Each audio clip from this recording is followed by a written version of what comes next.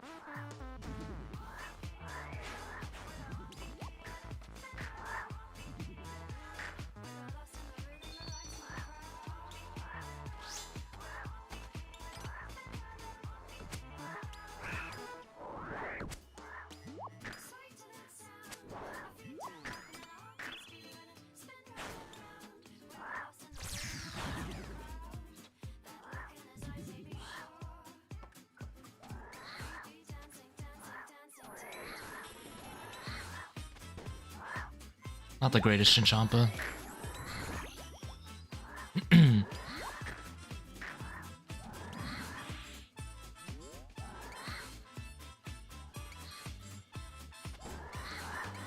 That one either, but it's fine.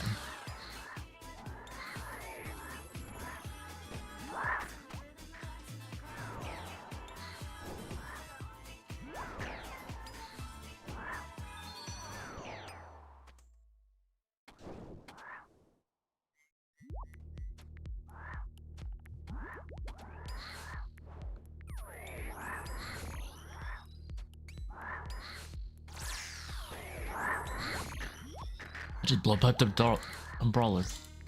It worked.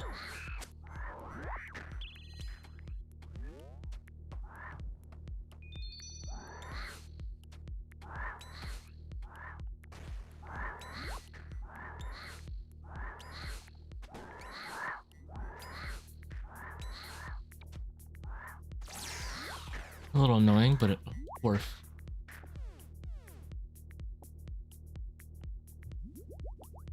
Let's see, 236, not too bad for a first rated day.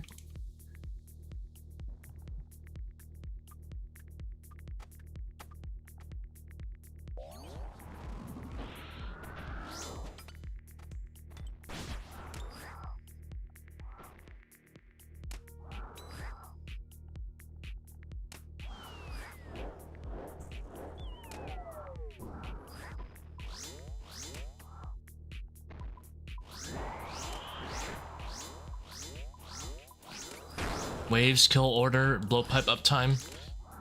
Prioritization does matter, but if you see a lot of my kills recently, I'll go for the Venoms because sometimes they're just more convenient to go for.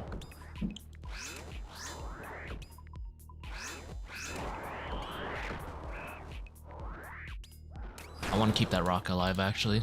It's doing a really good job at blocking that Zarko.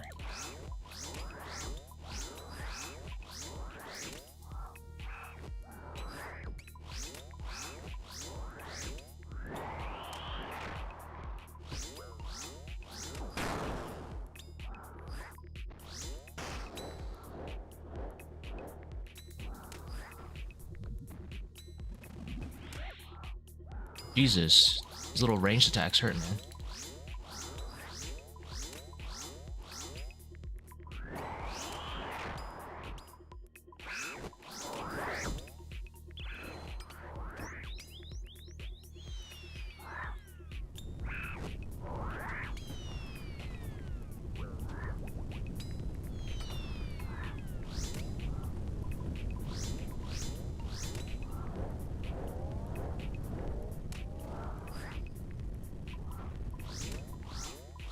Red X, not really, no.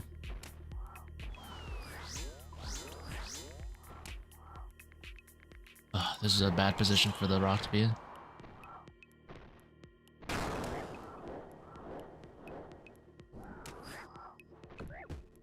I'll probably have to sun, of course. On average, I usually sun, but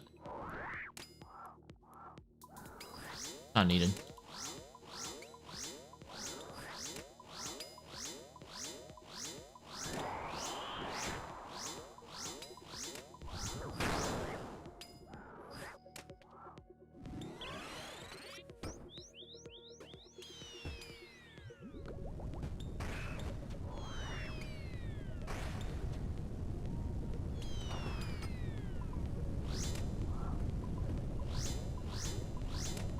Yeah, if you want a whole like explanation about no red X, you can look at the video description.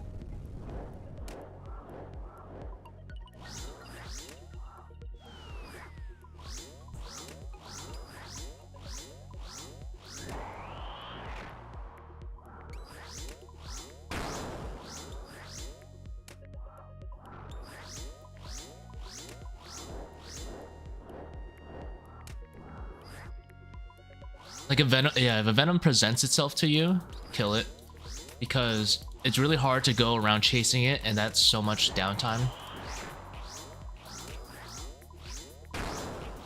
In the last video, I didn't update my description. I decided to do it because there's always a lot of common questions like, you know, why do you shadow Zebak? Isn't Tbow more deeps? All that stuff.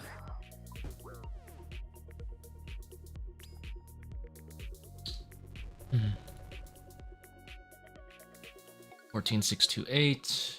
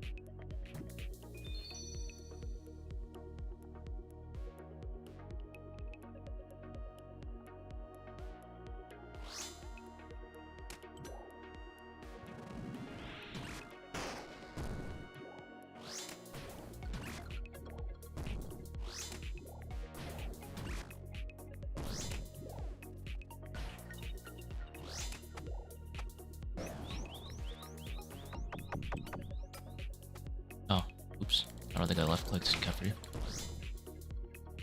Still hit though. Lost a bunch of ticks, but whatever.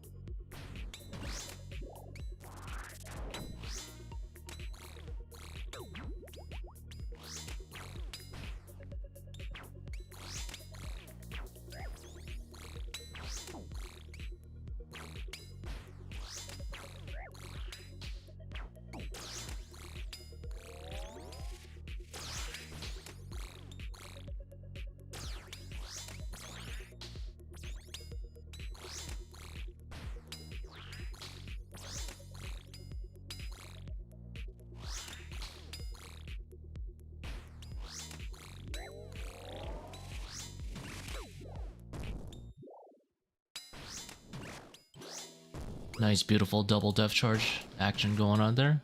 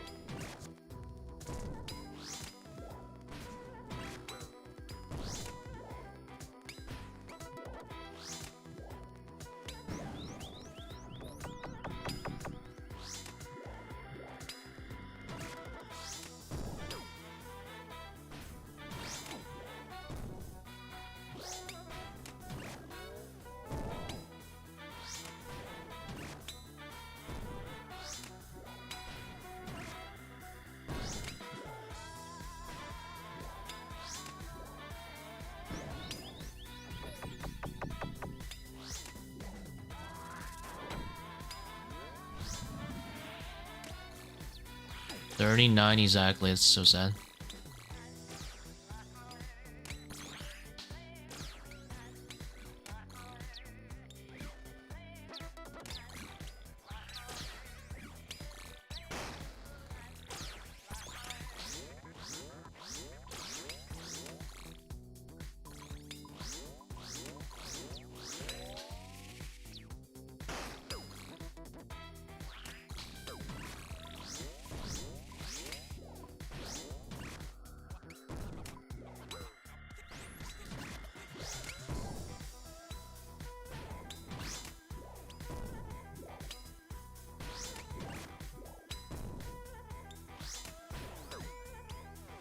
I knew I was greeting that. I was like, I probably should move, but I just figured it's probably too late, pre-mage.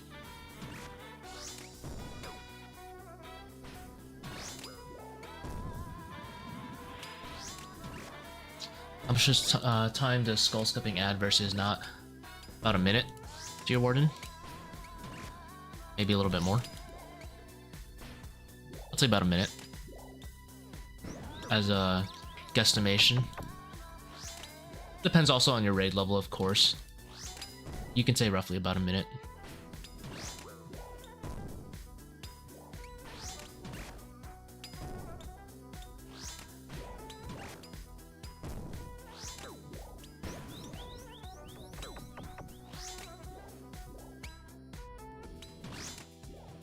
And 3 down will add another, depends on gear, but probably about 35 to 40 seconds. And then if you're using a trident, probably like another whole minute instead. Which is very not worth it.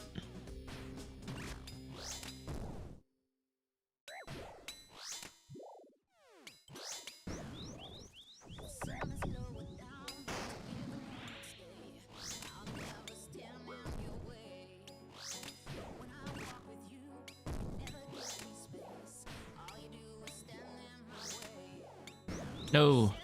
I should have been on the left side.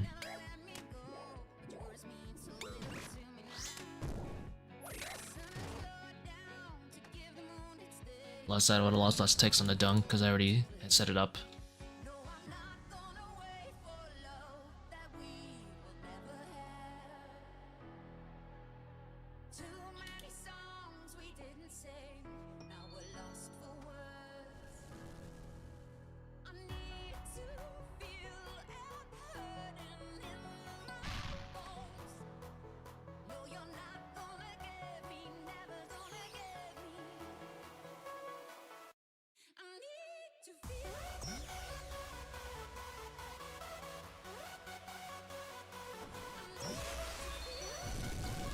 How's it going, Velzen?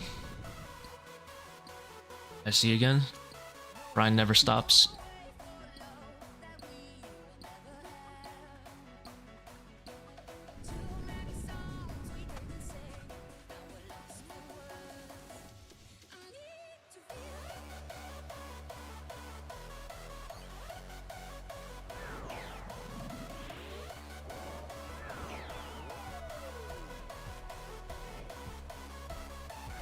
It's the last purple. Pass out. It's fine. I got a Fang into Light Bear into Masori Chaps. And then I didn't get a 4th. B3 bead yesterday. For Kefri Transmog, why is Webweaver bow best? Webweaver is a 3-tech weapon. It doesn't require any special ammo like dragon arrows or anything, which is just a bonus because most people have Tbow, but you know, a lot of people don't. And then it has very long range, most importantly. So 3-tick and long range.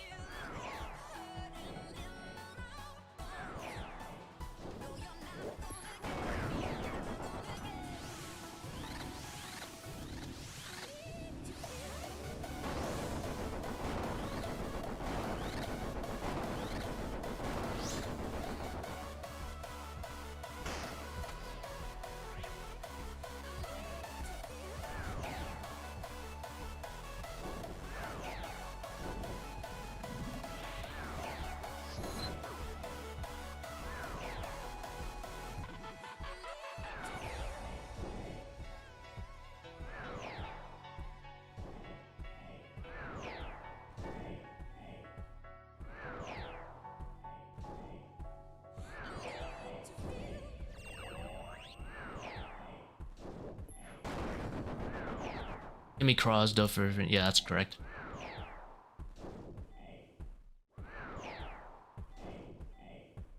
Webweaver just looks cooler.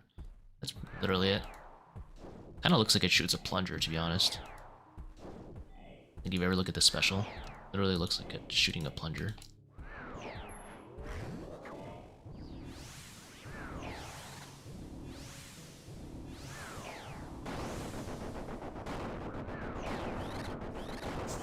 Dude, I moved.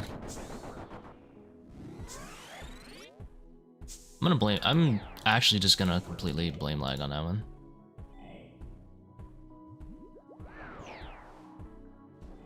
Anyway, we are okay. That is not a wipe mistake, luckily. We corrected it fast enough.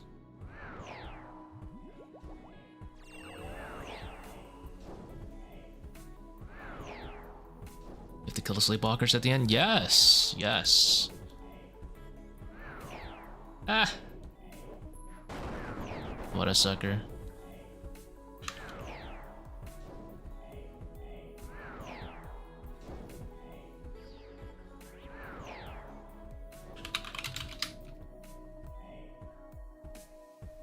I missed an attack to the talk.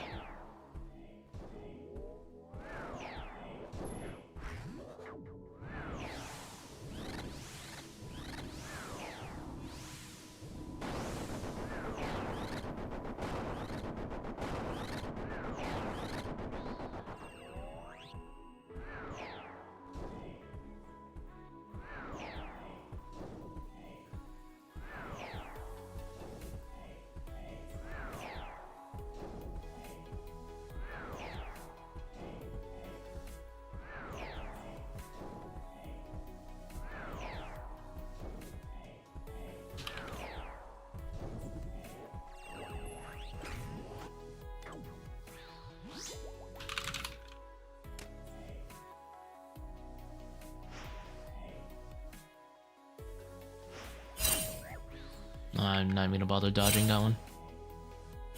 Alright, I'll heal. Jesus.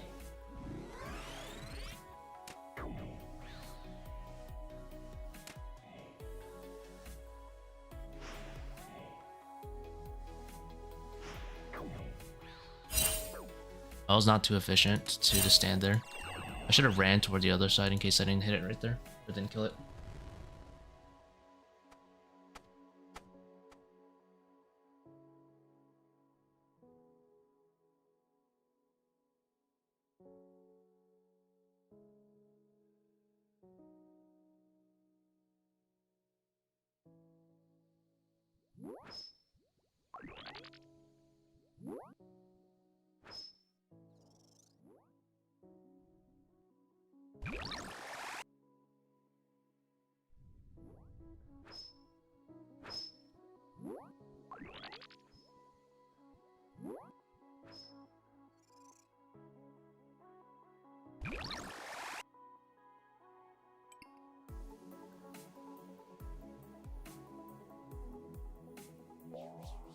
Not the ideal salt timing, but I kind of want to get an inventory space out of the way.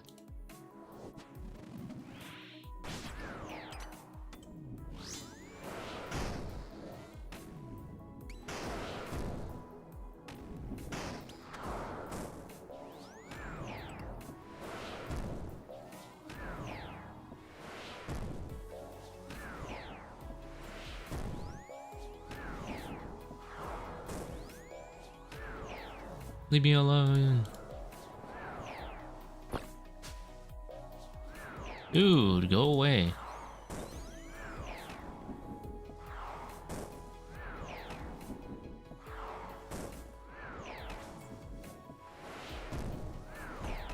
So toxic to have tomatoes right when a special spawns.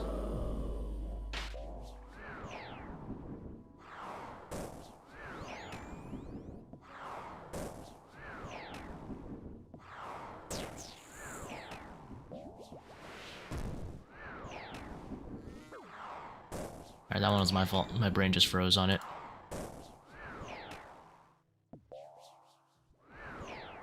Good send though.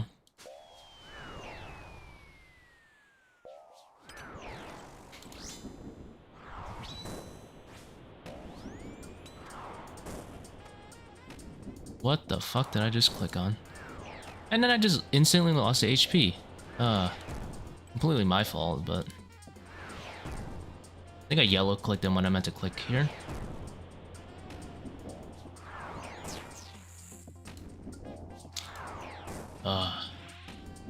Skill issue.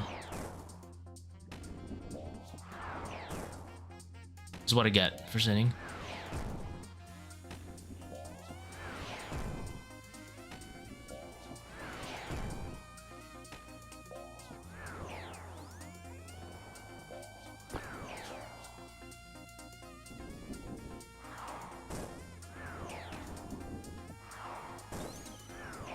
Pretty fast for a mage Zebak.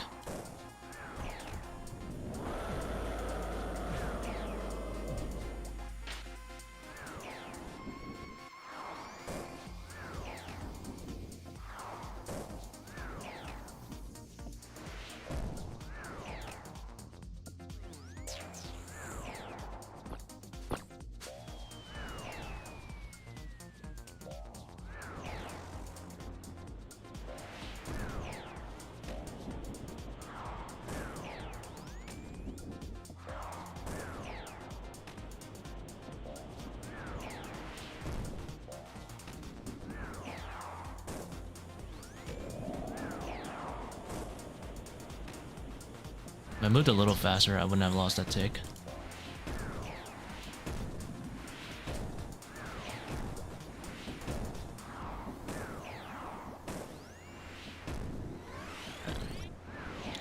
First rate of the day, we'll safe up like a poos. Let's drop the ego. It's the first rate of the day. I clearly am praying a little late. So, we'll drop the ego. Full sun early.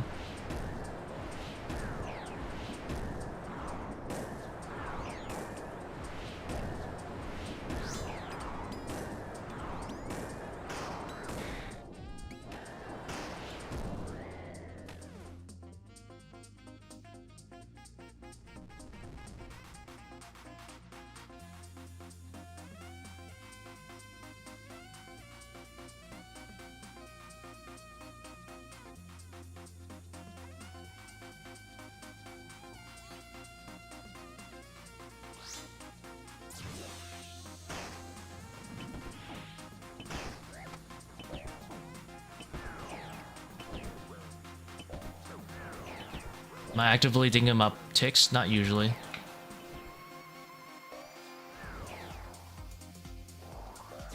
I think about it when it's in, when I'm trying to make new methods and stuff, but not really. At this point, I kind of just do whatever.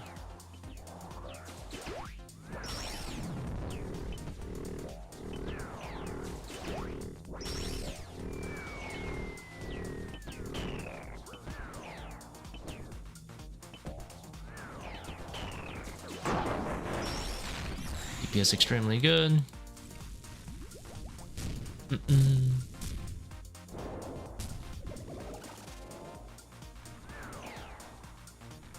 You can always feel this. Realign yourself with the start of every tick, exactly when your character attacks. Kind of nice, or when like receive any hit splat and stuff like that.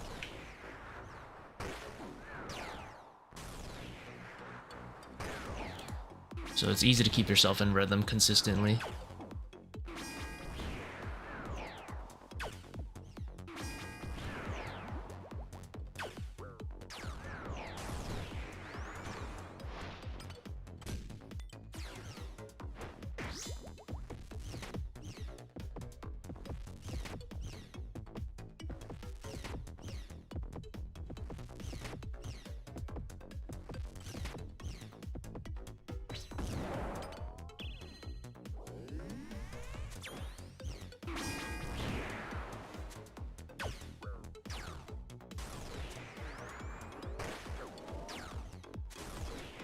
I don't really think about ticks at all.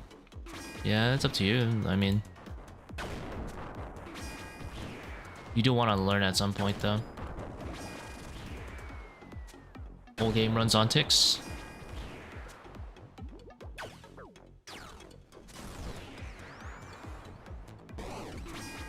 Ticks are everything.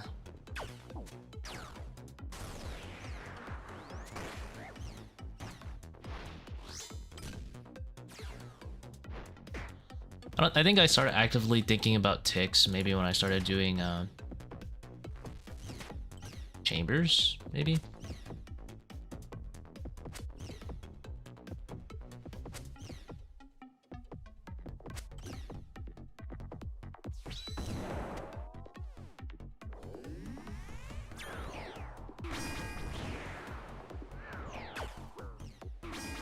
You know why you need to think about ticks? So you don't.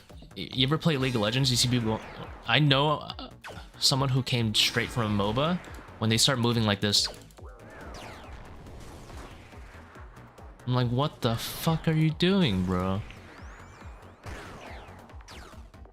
Like, one click at a time, relax.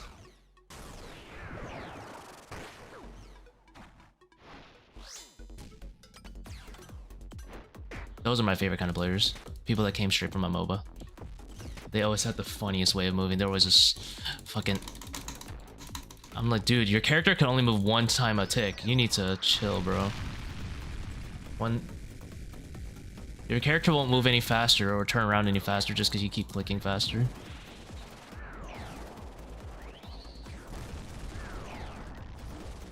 You need to have deliberate clicks in this game, not click faster.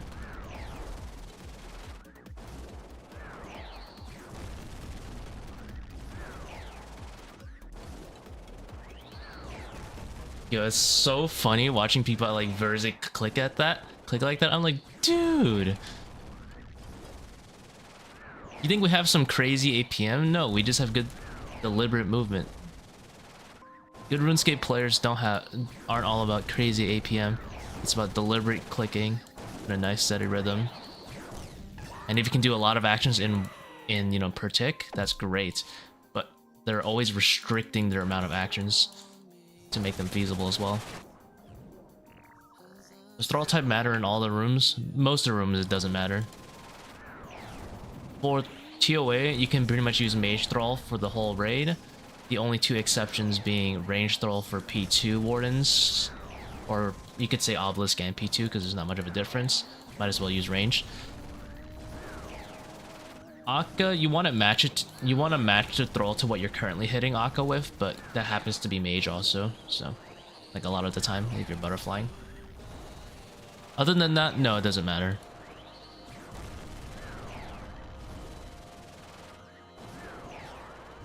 In chambers, it matters a little bit because, like, some, or like nightmare, some monsters are like weaker to a style than others, and they'll take like reduced damage from the other styles. But in ToA, you can just mage thrall.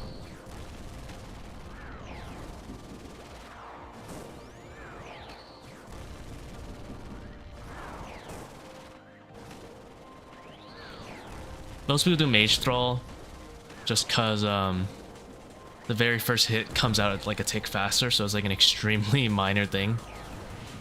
But, you know, like why not?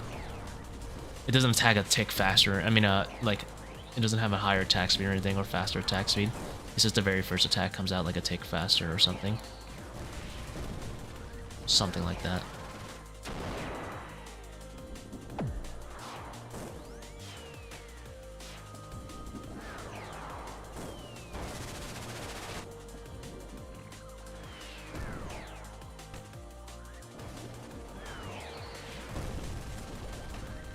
I watched some 150 guides. Well, it's a paragraph and a half. Started getting into the thing that. Hold on. The thing that everyone seems to do different are the Kefri eggs. Do I try to get as many as possible? No. No, don't hit the eggs. Hitting the eggs is like a point boosting thing.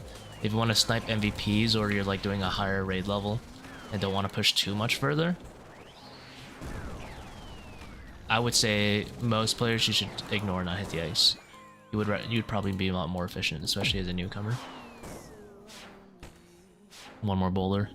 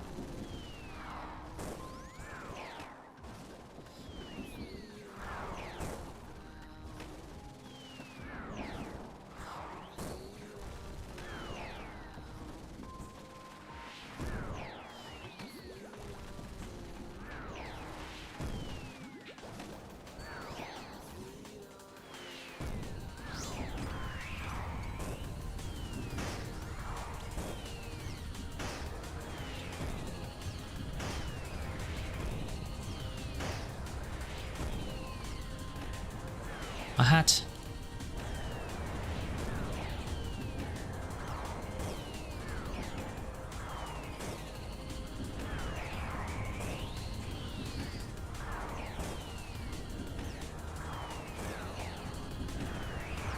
What was a tick there?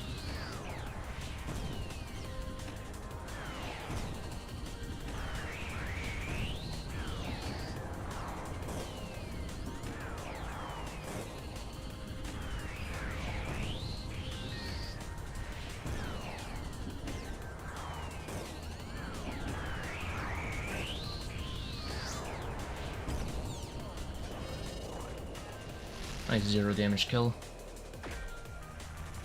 No, it's fine. I didn't have to read it, I just wanted to. 33 minutes with a full skull skip. No purple.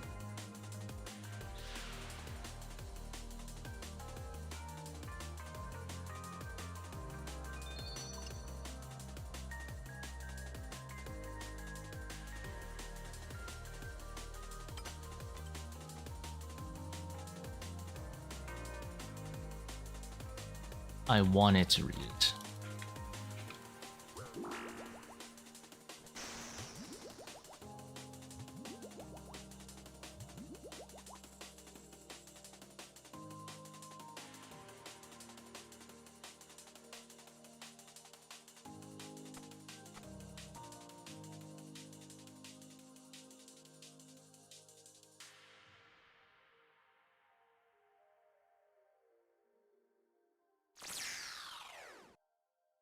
How many mistakes did I make that raid? Oh, disappeared.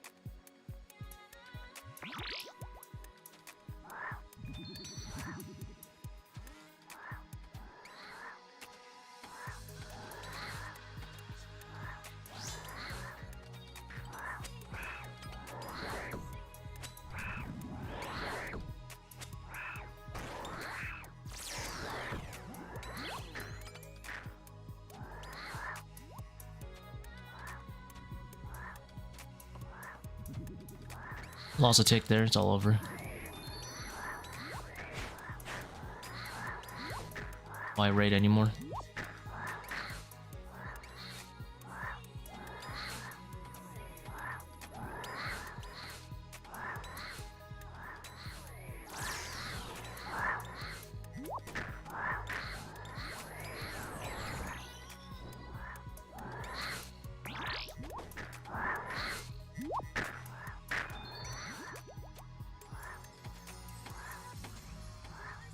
Dude, get off of me.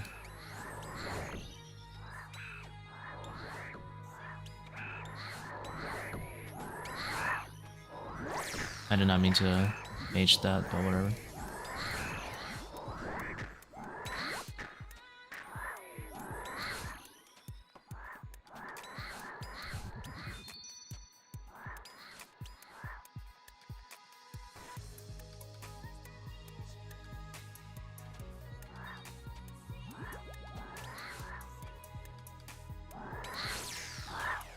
What a chin.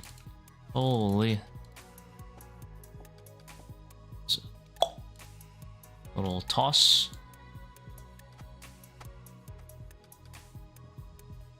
Got your Fang kit? Ooh, congratulations. Welcome to the club.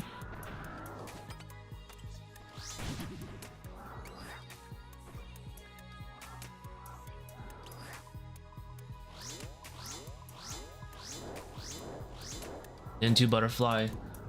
How to start it correctly. I'm having trouble getting it started. Well, when you're learning, don't worry about taking a melee or two, or if he switches, it's fine. It happens. Hold on.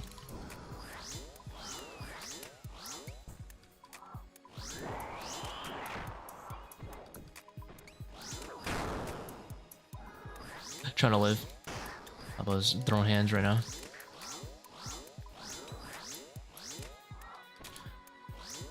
Oh, thank you. Did I solo my kit? Or are you talking about, Bandos? But basically, butterflying works is you attack, move for 4 other ticks, and then attack. All you need to know is the 2 tiles where you want to attack. You can do it in any direction. I only know how to do it in one direction, but it's not much of a big deal if we're talking just basics.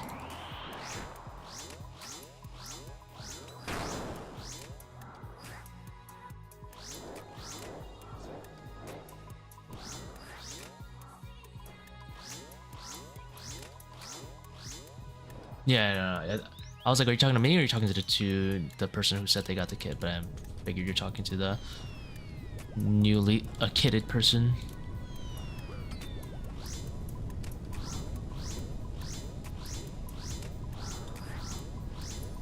It's definitely not a word, but it is now. Kitted. Newly acquainted to the kit.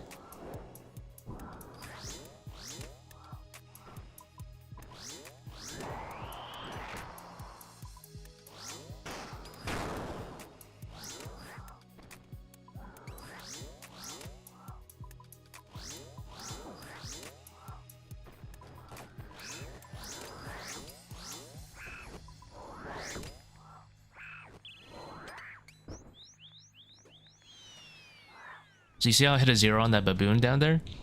It will count toward my death charge. Did I even stun this one? Still 99 HP.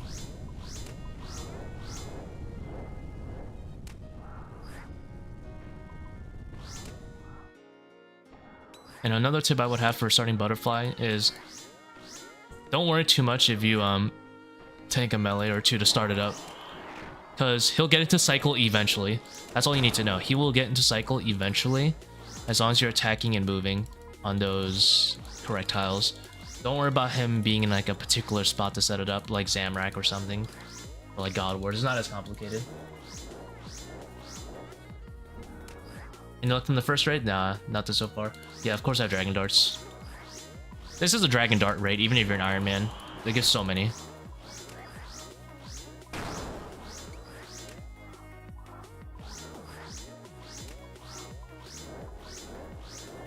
Lost a tick, I wasn't paying attention.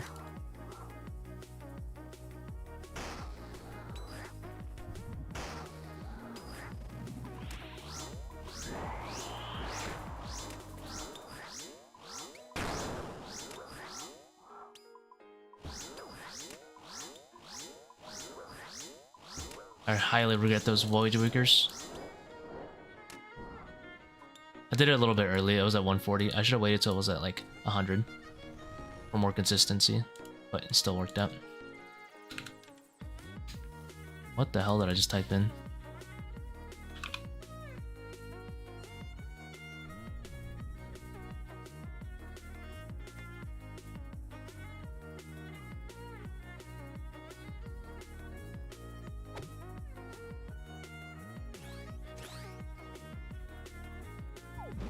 Oh, I clicked too early. Actually, no, I didn't even click too early. I just misclicked. I clicked the wrong tile. Is that a misclick? No, that's a skill issue, I think, actually.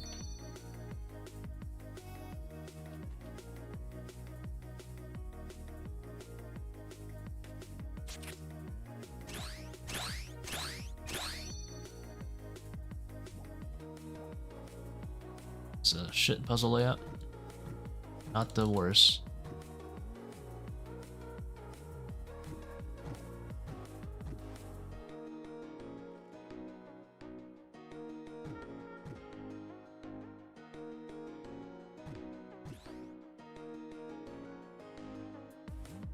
Look how far this is.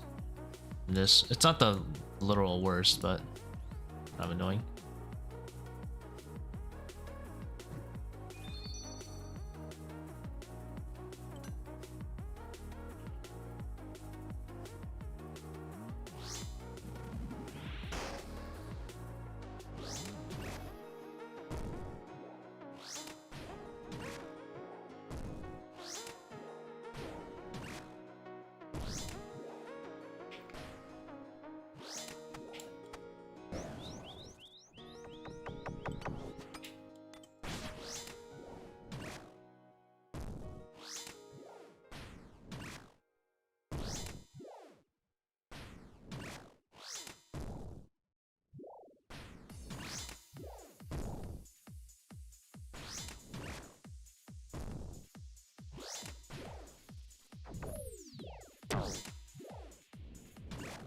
I've charged a little bit late. Probably only get it one proc.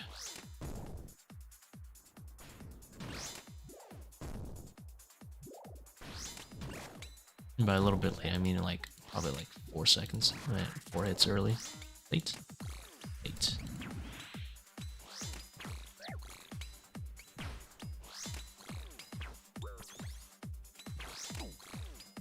Tickling this guy.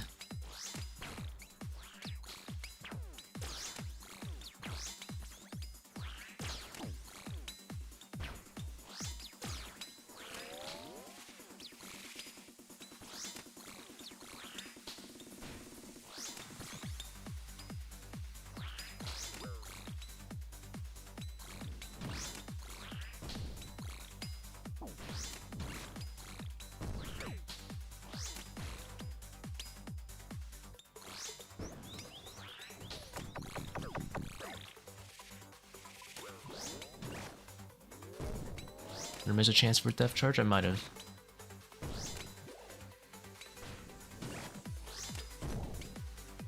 I think I just didn't see it there. And on those hits, yeah, could be like that.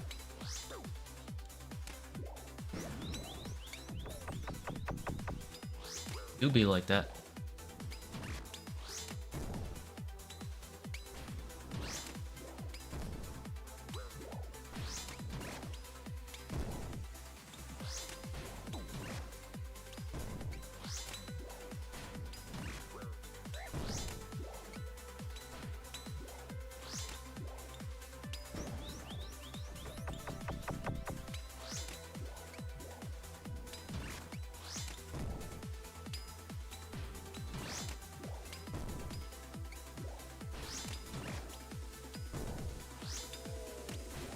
I turned off piety for that hit.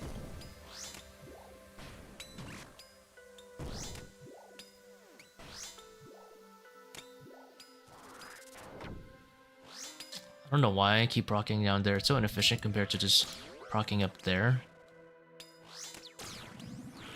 Like I would have saved myself a solid, like, I don't know, 2-3 seconds. Whatever.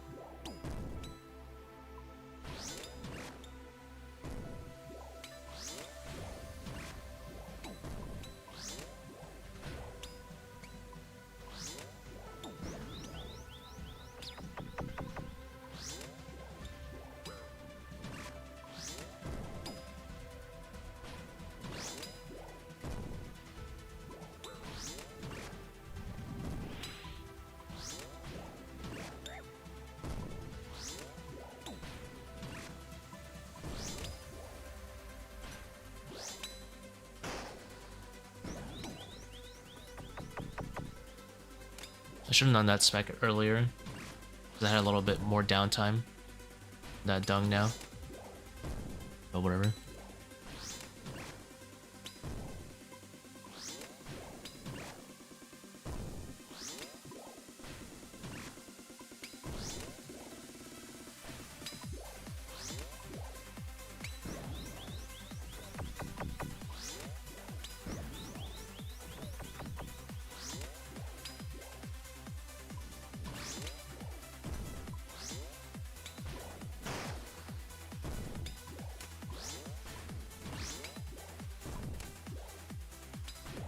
That piety was a bit late.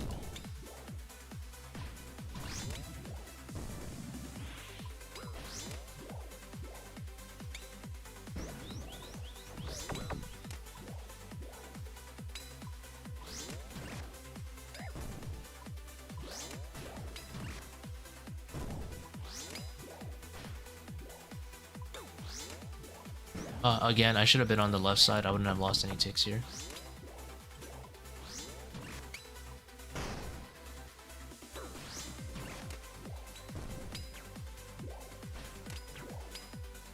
Where's my damage? Excuse me? You die already? 620. Oh, not as bad as I thought.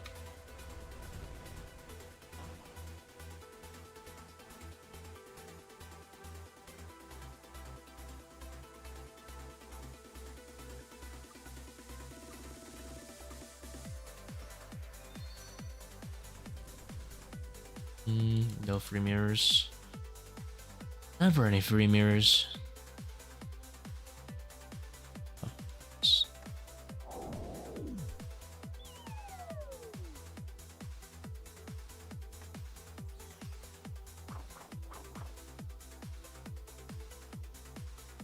How goes the raids? How's it going, bossman?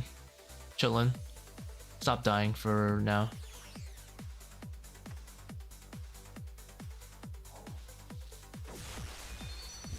Any tips on getting Infernal Cave this next skull? Yeah, if you're a main account, get an Eldritch and a Lightbearer, and then you'll have Infinite Prayer, and then you start every wave with 100% spec. You can brute force the shit out of the meleeer by just hitting him with blowpipe. That's the second he looks at you, or the second he actually damages you and you need the HP back. There's double blowpipe spec. Simple as that. It's almost impossible to die like that, then you just have to print age and can't trigger.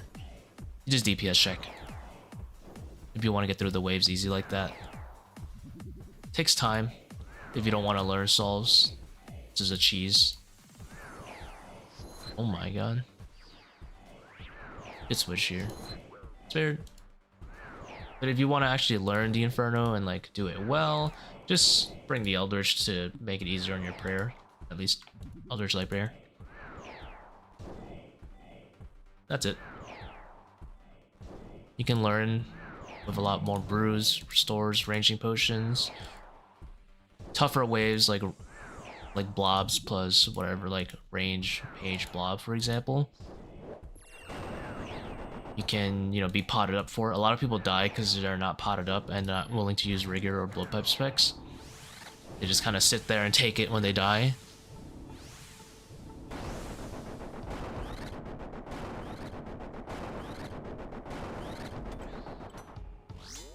You could be different.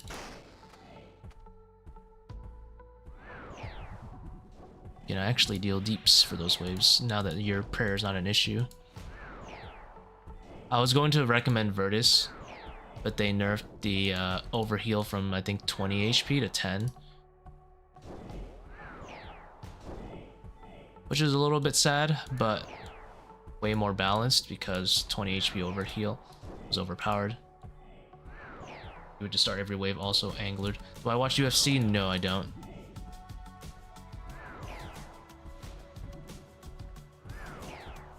I do not.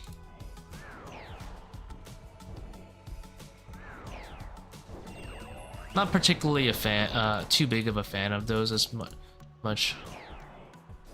Unless it's like some big names and I know it's gonna be like a blood fest. Or if I'm watching with friends, a lot more fun. Oops.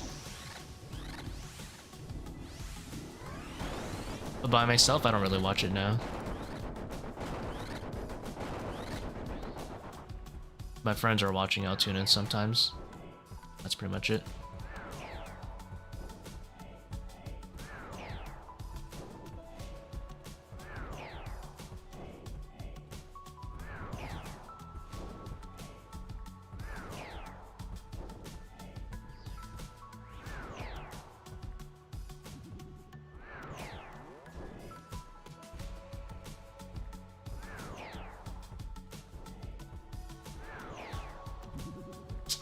I'm just gonna throw all.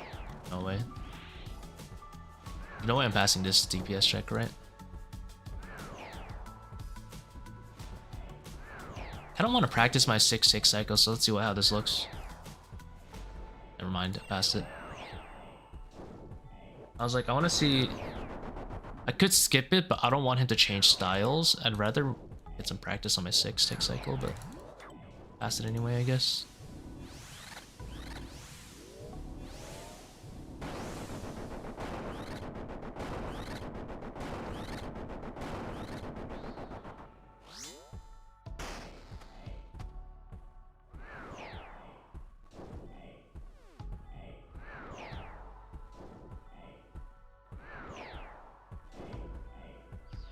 I'll be honest, when it comes to like fighting sports,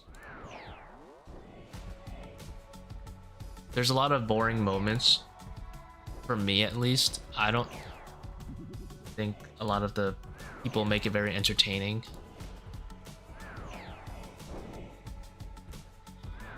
In terms of like showboating, stuff like that.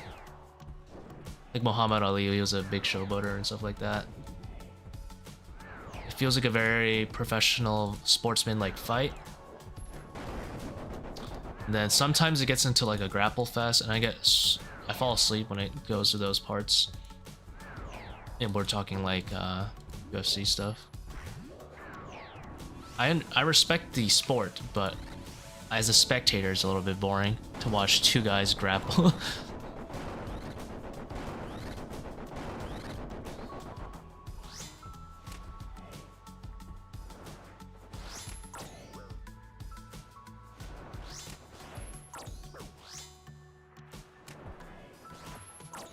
But I do really like it when like names like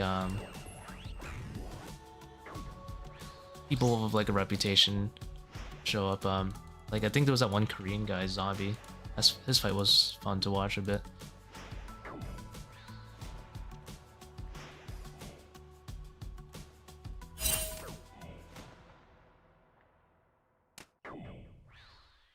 Sport's very good though. Fully respect the people who want to put in the time to train for that stuff. Just as a spectator, not my thing.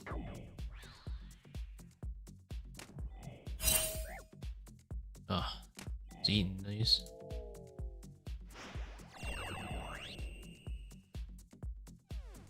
Brimstone Ring versus Lightbearer for what having yellow cards? Lightbearer 100%. I'm gonna assume you have a DPS specs or like a BGS. Though. 100% Lightbearer. Special attacks are OP in this raid. It's very hard to like 2 down, for example, without having a Lightbearer. As a P2 alone, that's a huge time saver.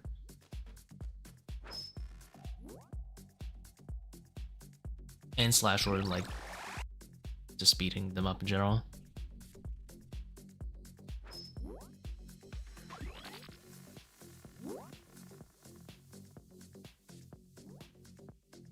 Still 100% Lightbearer. Even when we're talking HP sustain, Lightbearer too. Because you could blow pipe stuff like Akka Shadows, Baba Boulders.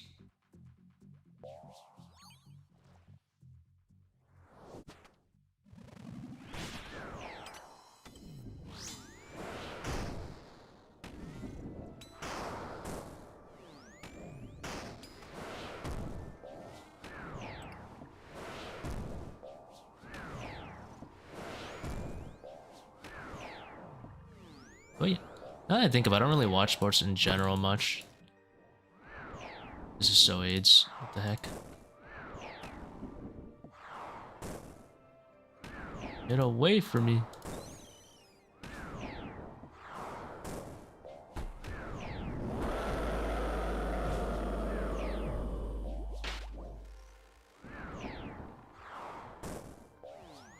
AI needs to do. Need to have AI control cameras for sports. And make like the most cinematic camera shots.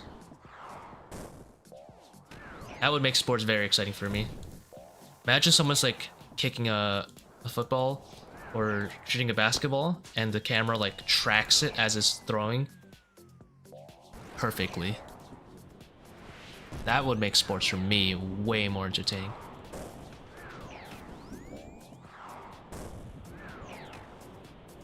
AI tracking camera control for sports.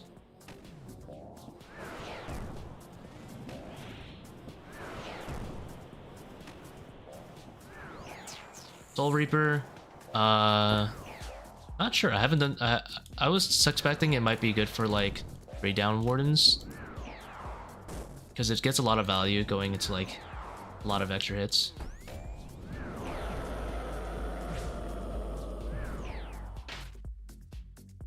The only thing is, I assume it's also a slash weapon, and obviously Jag hates slash weapons, so.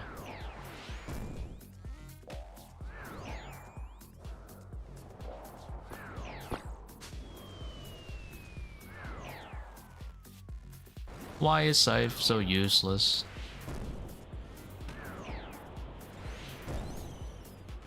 So salty.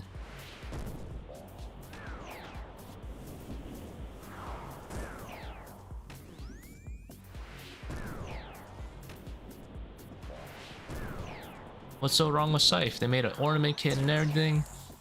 They just won't let... They can't do it. They hate it. They hate the weapon. I'm completely convinced. Some mod out there doesn't want to grind their Scythe.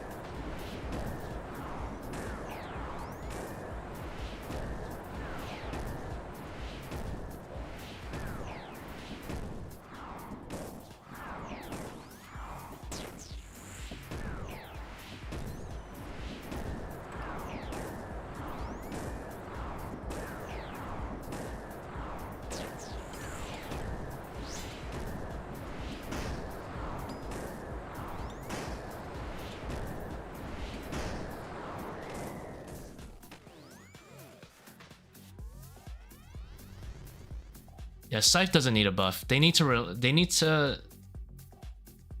No. Yeah, Scythe does not need a buff. What they need is to lower the slash defense, because they artificially inflate slash defense on everything for no reason. They already had defense caps everywhere, just for Scythe. Why can't Scythe be good at Zebak, for example? Doesn't that sound like a risk versus reward? You can get your leg chopped off, but you can have massive deeps.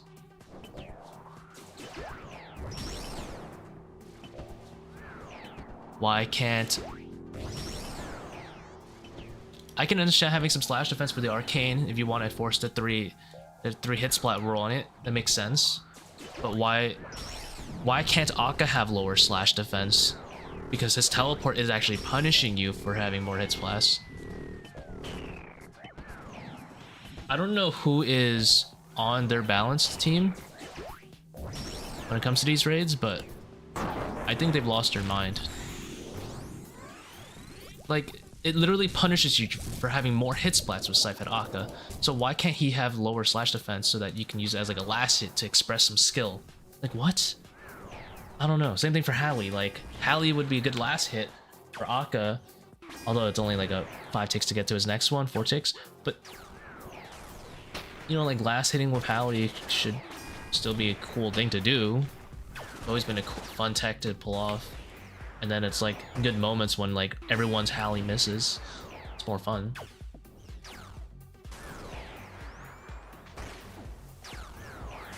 Fang could still be good. It just doesn't... I don't know why they decided it has to be good in every room here. It could be good in, like, the majority of the rooms.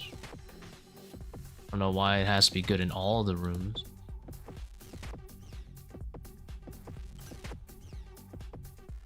Well, except Warden, I guess.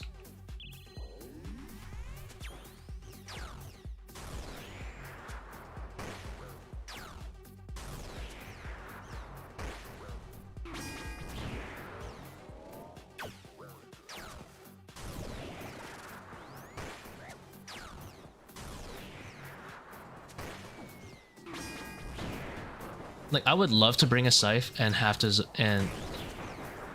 uh-oh. Oh.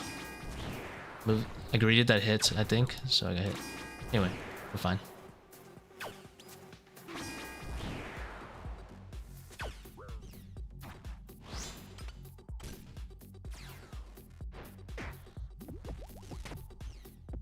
I remember I was on the Discords where they're taking ToA feedback, and they were very good at taking feedback until people started pointing out that the raid was a little unfun on some parts, and they were like mind blown. They were like, no way, ToA is not fun. And then they just stopped taking feedback after that. They couldn't handle it. They were like, oh, it's not fun. No fucking way. I mean, like, the raid's not even finished. Where's Baba's animation? The raid is almost a year old. Baba's missing an animation, guys. Hello. Keep back. Why don't you just have... Keep back. ToA has the best visual clarity of every raid. Why does Keep Back have no visual clarity, though? That specific mechanic, why does that one have none? Is that not an easy point of improvement? All you do is make his shield glow red for a singular tick, so people know that's when his melee tick goes off. Is it that hard? No. Whatever. What do I know? I'm only gonna get 100 purples before 1000 KC. What do I know?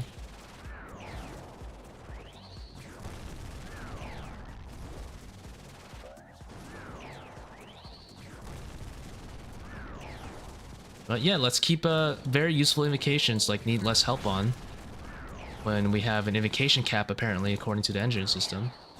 Yeah, let's keep some very important ones.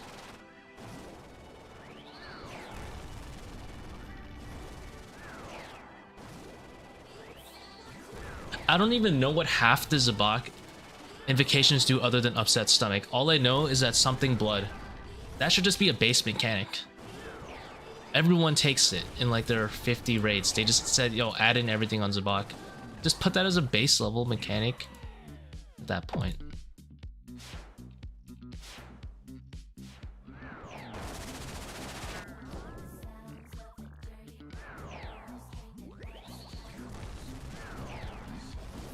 Which animation is Baba missing? Shadows. When it does the shadow slam, it just freezes up and just does it.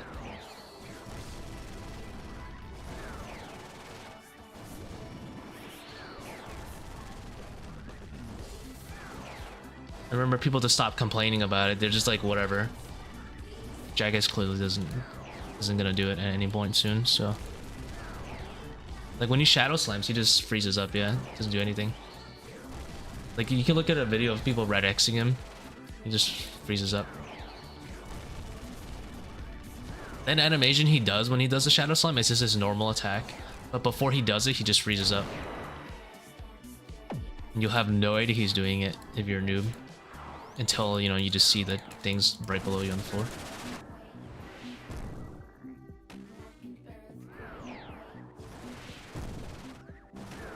That's the animation. It's called him freezing up. That's right.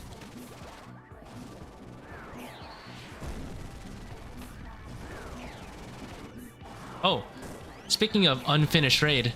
So guys, how did we get here? How did we get into space? Where's the cutscene? How did Warden go from exploding about 5 seconds ago to suddenly we're fighting in space on tiles? When did I get here?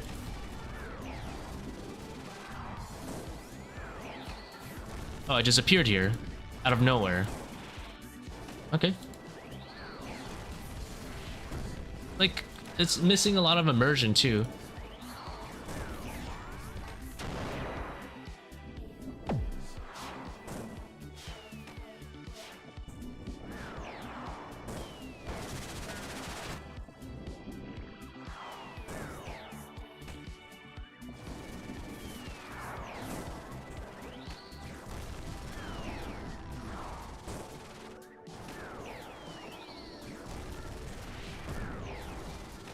So many complaints about this goddamn raid.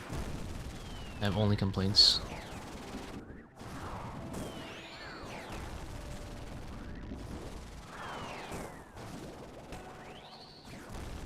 Yeah, I'm not asking for like a 3-minute cutscene. I'm just saying, like, could there be a little bit, just slightly more context to how I landed in space?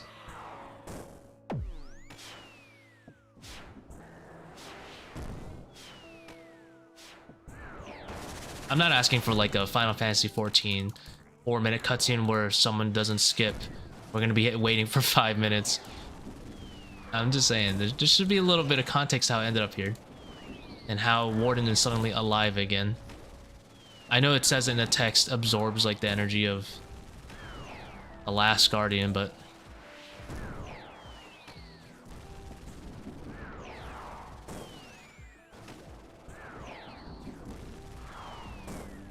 like, this is obviously the broken arena, right? And Warden is where the obelisk is. Okay, maybe not as obvious, but yes, this is the arena.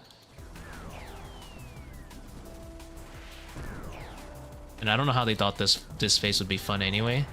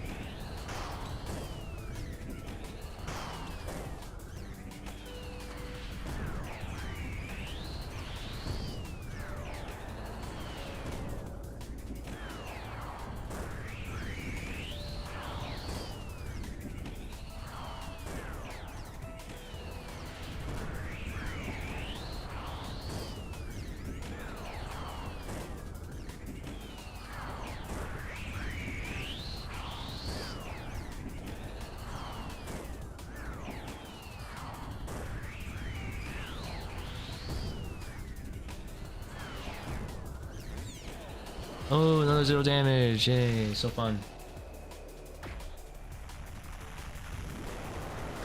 Do the thing to the tile skip. Oh, sorry, I didn't see it fast enough.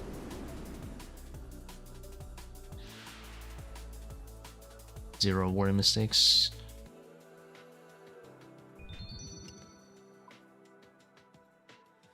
Over 900 raids. I've taken 1,100 lightning.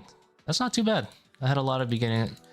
On my early days, I'd take a lot of lightning, and now these days I take so little lightning.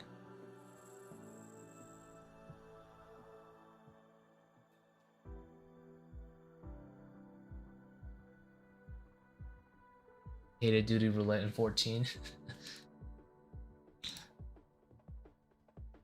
just gonna keep complaining about this raid.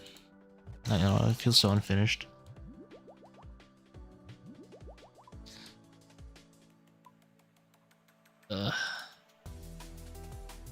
All Reynolds does is whine, whine, whine. Insanity is disappointing as hell, yeah.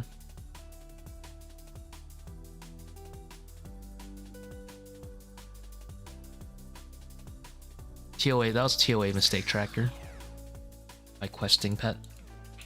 You can download it on the plugin hub.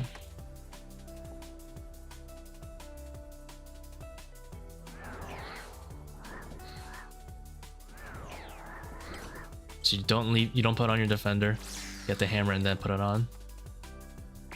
Easy.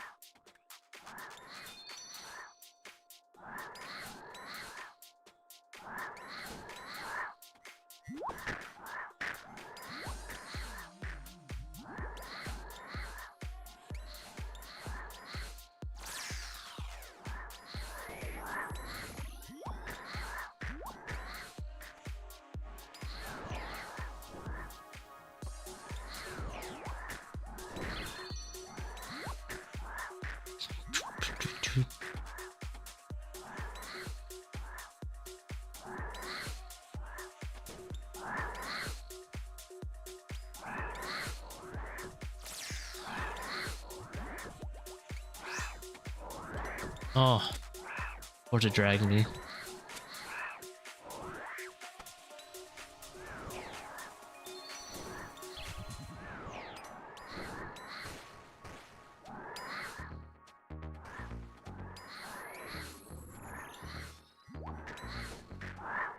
What a punk. Look at this guy. If I was gonna go after him, he would have started dragging me.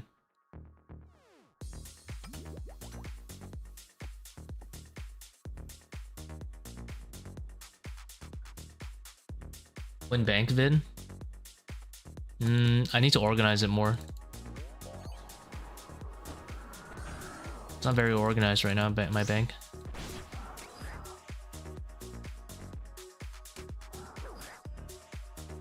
It's not presentable. My room's not ready. Don't come. I have one of the top 5 posts on bank, on the subreddit bank tabs though. From back in the day, but I haven't really updated it since.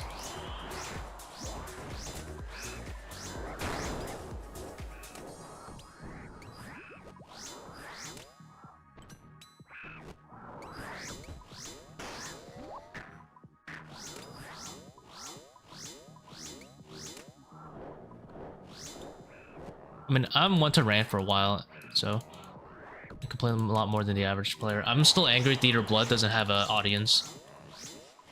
It's just Verzik. I think it'd be a lot more exciting with vampires watching you and trash talking you.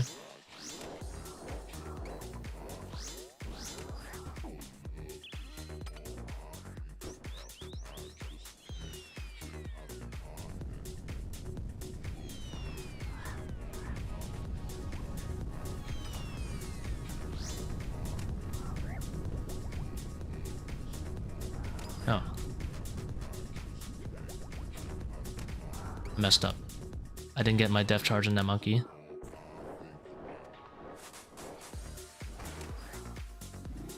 We live.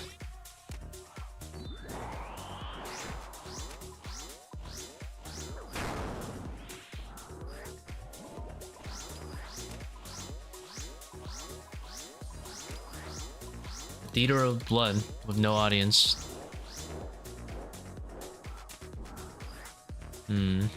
Interesting. It's literally just for Verzik to watch. And she's not even trash talking you. She should be trash talking me. Like, while I'm like dying to bloat or something. Hello? Or at least having a good time. Drinking. Just like a small thing like Verzik drinking some wine while watching you run for your life. Against bloat would be funny. Would add a lot to the atmosphere. Feel like it's missing that kind of extra touch. Gameplay is amazing of Theater of Blood, though. Just a little bit of ambiance could be a little bit better there.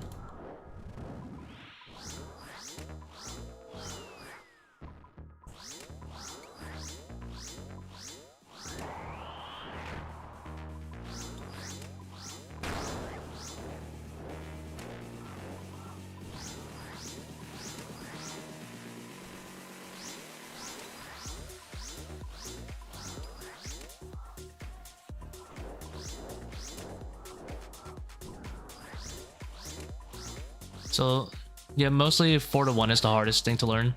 Nothing else is really particularly difficult.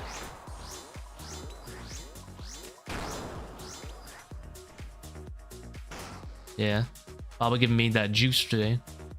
I still could stun an extra time if I wanted to, though. Here's all you need to learn for solo chambers if you want to know the whole thing. 1, make sure your sanguinesti or tridents, because I assume that's what you're learning with, is not on long range. You need the attack to drag you when you attack when you're running mage. That was my biggest mistake.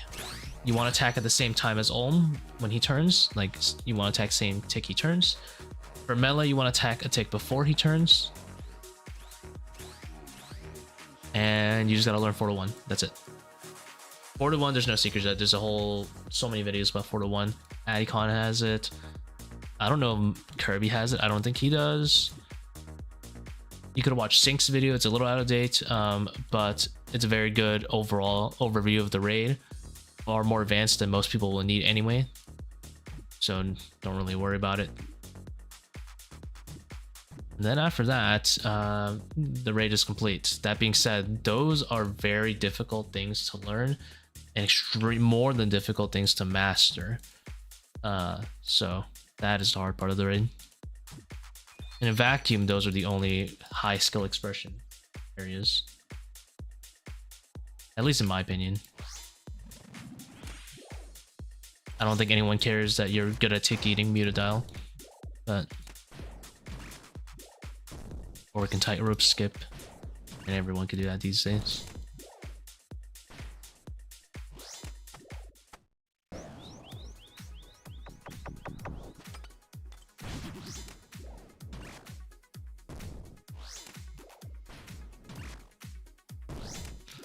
Vanguard used to be pretty skilled to know the tick timings, but now that everything's been streamlined to... Now that everyone has Shadow and Fang, you just like obliterate Vanguards, so it doesn't matter either.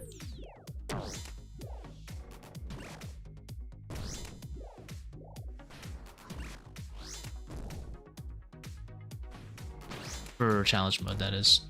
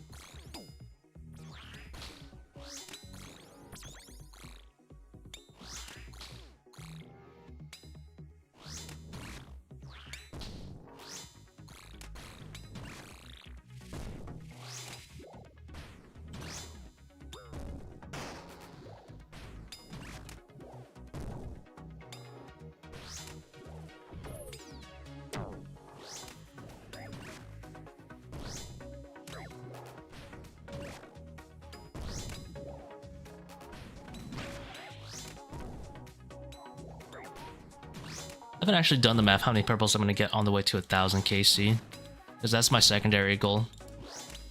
Getting 1000 expert. I'm at right now.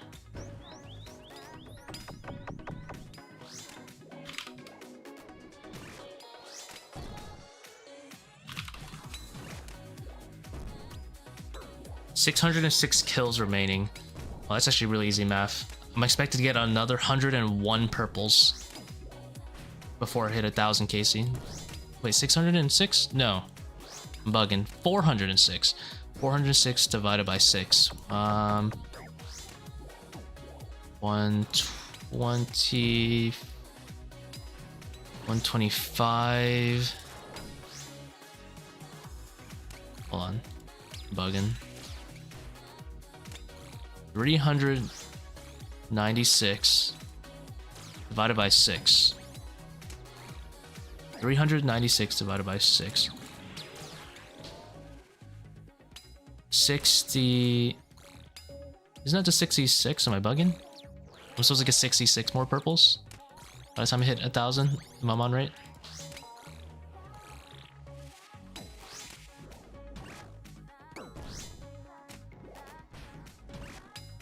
How long do you think that's gonna take to get to a Kate?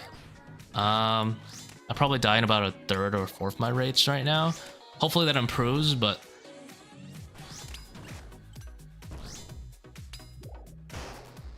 at current rate, let's say I take each of these raids are 36 minutes. Let's add an extra, let's say 9 minutes due to wiping consistently. About a fourth. I don't wipe at the end of every raid, so it's not that much, but 45 minutes a raid, let's say. Usually die pretty early. So let's say 45 minutes a raid. 45 minutes. 0.75 hours. Let's convert that instead, actually. 0.75 hours times 306. I think I did my math wrong, by the way, over there. It's not 396. It's 306. 106.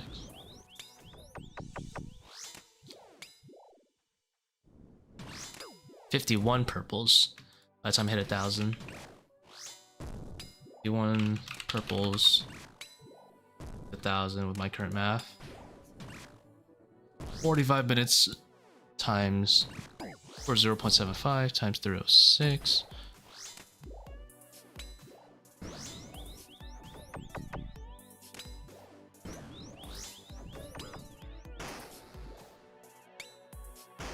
$406. Thank you. Being dumb. I can't do math right now. Oh. It's because I'm bugging. Get it?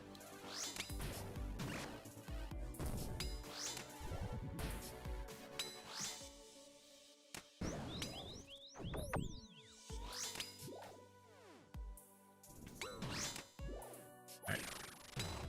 Calculator.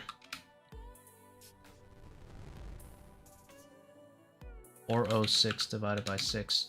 67 purples. 67 purples.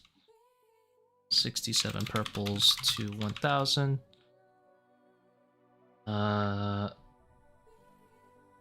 406 times, let's say 0.75. 304 hours to get to 1,000 from where I am now.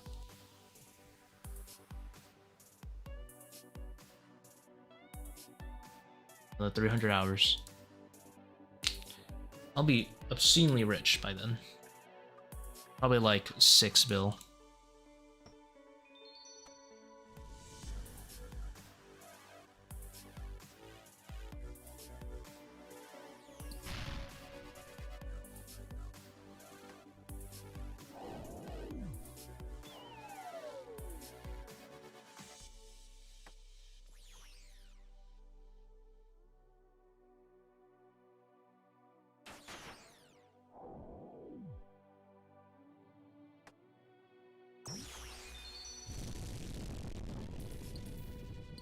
It might be shorter than that, to be honest, if I stop dying, or if I die less. This is so big I die in a fourth of my raids, so I just added 25% more time per raid. But actually, remember, I don't die at the end of the raids, I usually die at the midway. So it's probably going to be quite a bit shorter than that.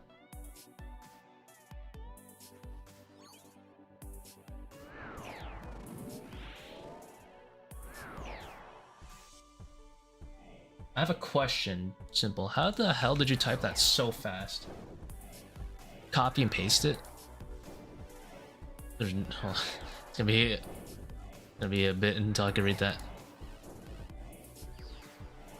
Any advice what I should learn in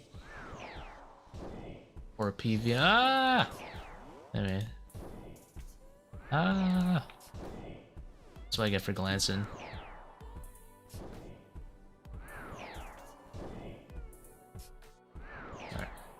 What should I learn in OSRS for PVM? You can start with this good old simple Zora Vorkath. I think Muspa is way too difficult for a beginner. Gear wise, it's fine.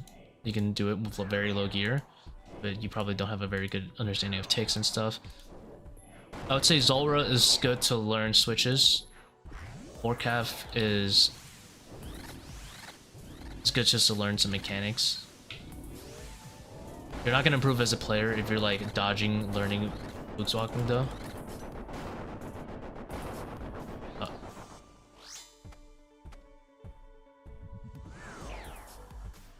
I didn't move on the last one.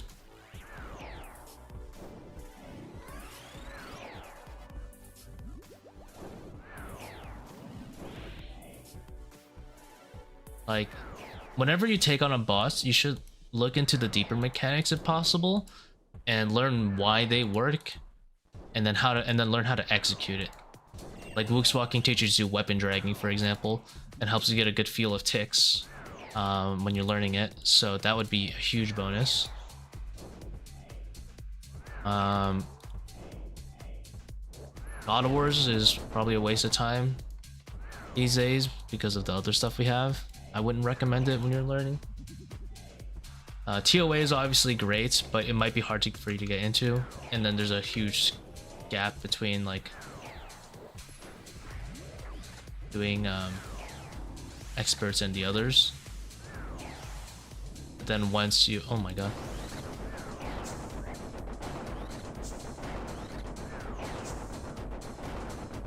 Don't look at me. But this is level 4 Akka.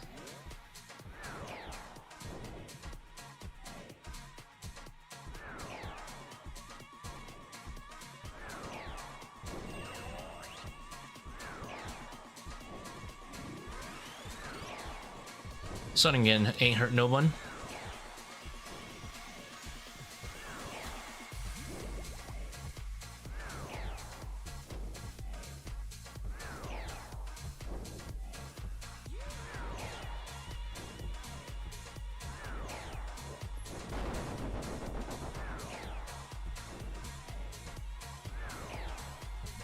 Learning gear switching / tick. But definitely sure I'm inefficient. Probably are, but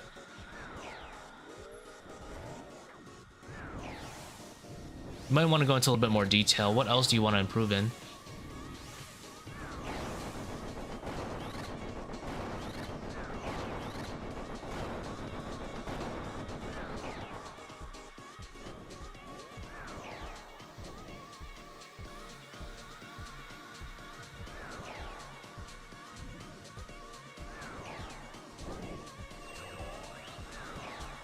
I heavily rely on the tile indicators to know where my true tile is. There's nothing wrong with that. It's fine. Especially Jagex doesn't care. The thing is, you don't want to... The true tiles aren't... you don't really want to use it to know where you are, although that's the most important thing about it. You want to use true tiles as a way to always have a nice feel of every tick. So every time this true tile updates, that's the start of next tick. Which means I know I have, you know, like another roughly 0.5 seconds to do another action after my tile updates. You know, that's like one small tip. You'll often see me click after my true tile updates for any particular action. Like just after or right as. You typically don't want to do many of your actions at the end of a tick. You want to do it at the beginning so you can correct yourself.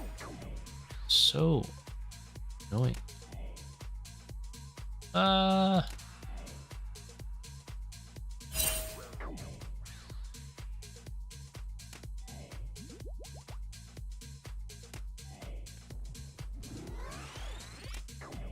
Was a little chaotic.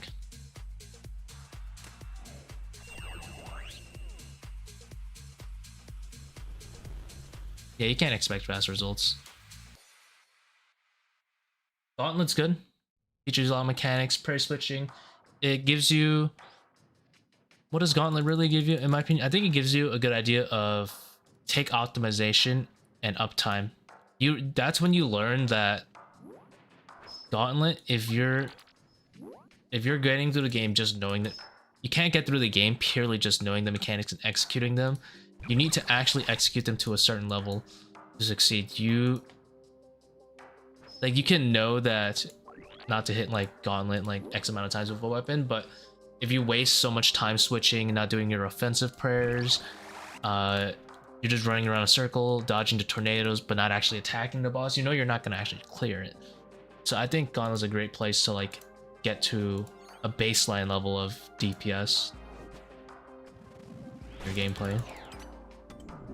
Like, if you can't complete Gauntlet with, let's say, 15 food reliably at tier 1 armor, your uptime is probably not very good in the other content. You're probably wasting a lot of time doing everything.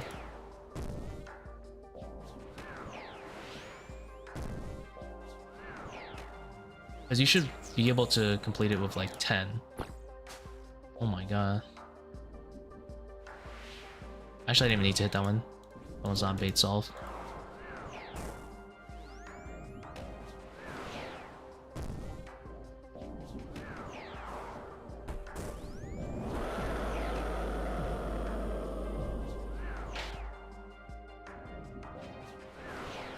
But there's nothing wrong with just sticking at ToA. Like, if you have fun with it, then just stick to ToA and you can learn while doing ToA.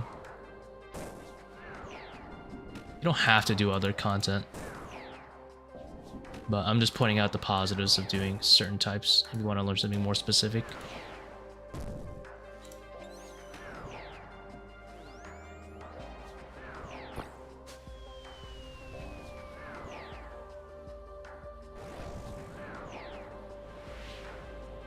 Like, if you wanted to learn Verzik P2, just go find any NPC that's a 4-tick NPC and practice on them.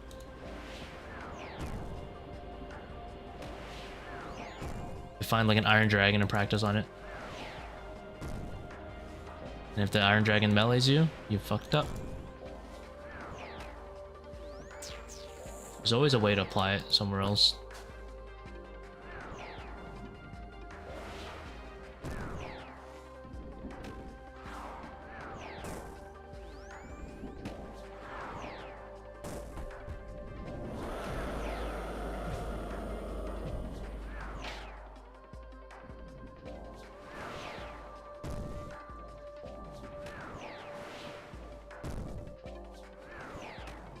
Let's do ToA then, and just keep pushing gamification up.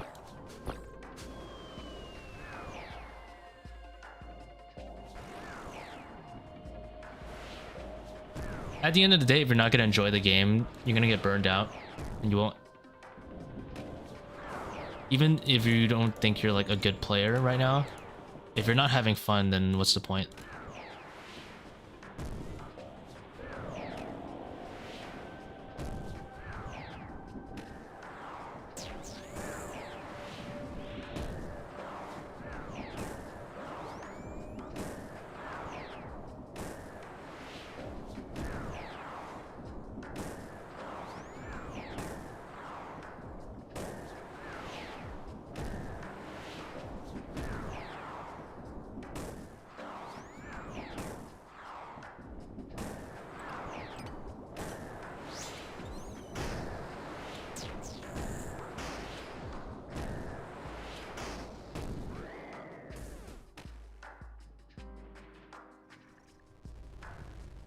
As I run up the hill, I already switched to my legger.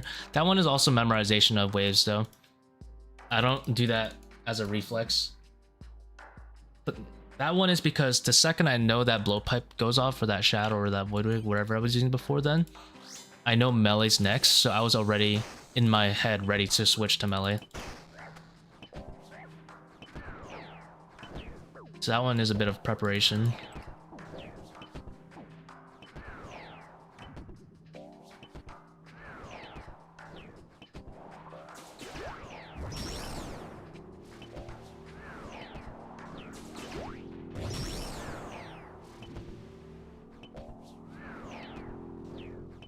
Finding gear in inventory. I can show you after this raid. I can show you the corresponding switch order if you want to go over the concept. It helps a lot with keeping your gear organized. Oh my god, I forgot to thrall. It's doomed.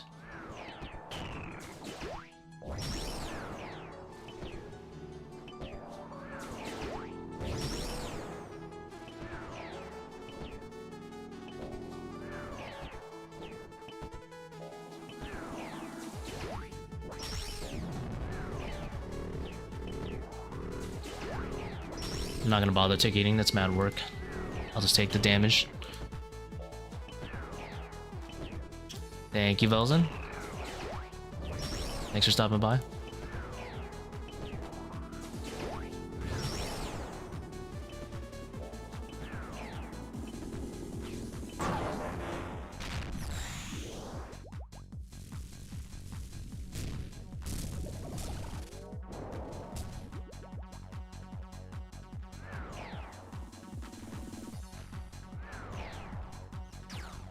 I'll teach you two concepts. One is corresponding, switch order.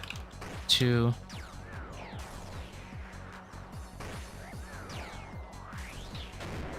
hold on.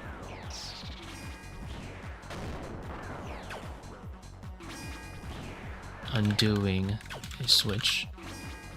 Those are two concepts I'll teach you. I'll keep your gear organized like this if you know these two concepts.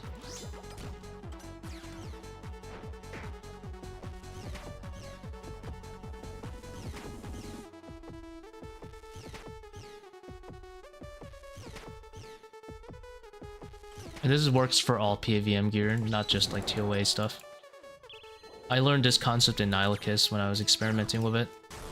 No one taught me it, unfortunately, but I just kind of figured it out. And noticed that a lot of players subconsciously do it already. But they just didn't put it into words of what they were doing.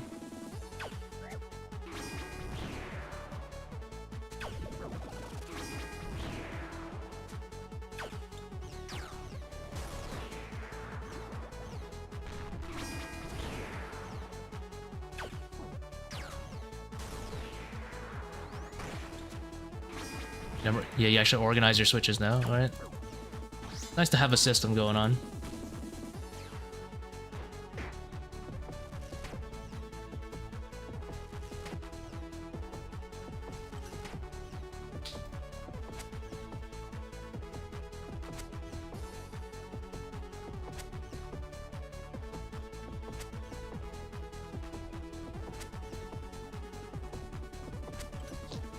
You learn solo 500s. If you have like a shadow and stuff, yeah, it's fun.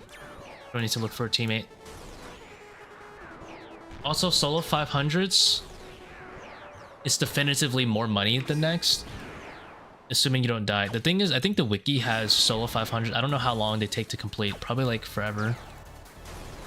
And it actually doesn't take that long to complete a 500 or a 525, as you see in my clears. I clear them typically in about 36 minutes. I'm pretty sure the wiki probably has some like absurd like 45-50 minute evaluation for their raids.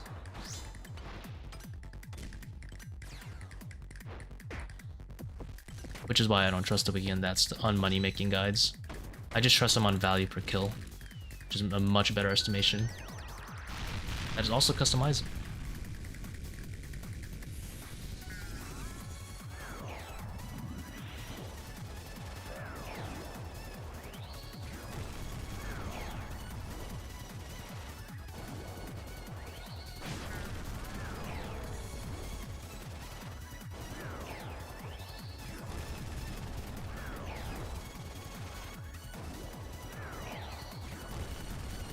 I saw someone recommended tags in inventory, which is good and okay, but no, don't do it.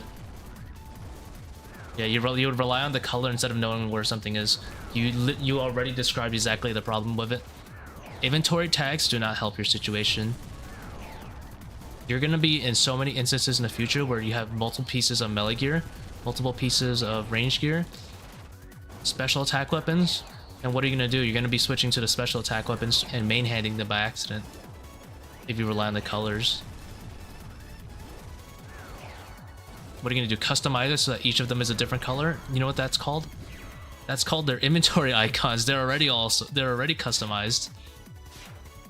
It's no secret that the range stuff is already greenish, and then the melee stuff is darker, and the mage stuff tends to be blue, right? Like light. It's already colored for you, so you don't need outlined colors for you. You need to understand where things should be and the reasoning behind them, why you put them in there. and then you can start customizing them and, you know, making exceptions that you're aware of. Like for example, I'm sharing a glove switch and I'm sharing an amulet switch between two styles, and I'm having no issues switching. I don't use inventory tags.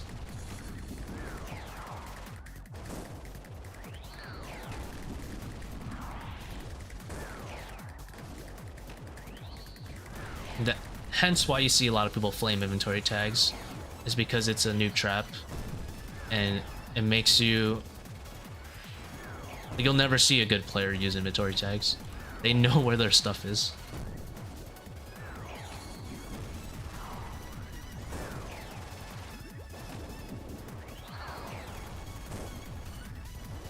Thinking I can get shadow if I can sell my next gear. Are you experienced in solo 500s already, or like at least 450 plus? If you are, then yes, I would do it. But I mean, also, do you find your duos enjoyable? Like, it also depends. Like, do you enjoy next? It sounds like you don't enjoy next from what you're saying. I don't blame you. I fucking hate that boss too. I don't like clicking yellow potion. I don't care that duos are more intense to save you on clicking less yellow. At the end of the day, you're still clicking the yellow a bunch of times. I hate that boss so much.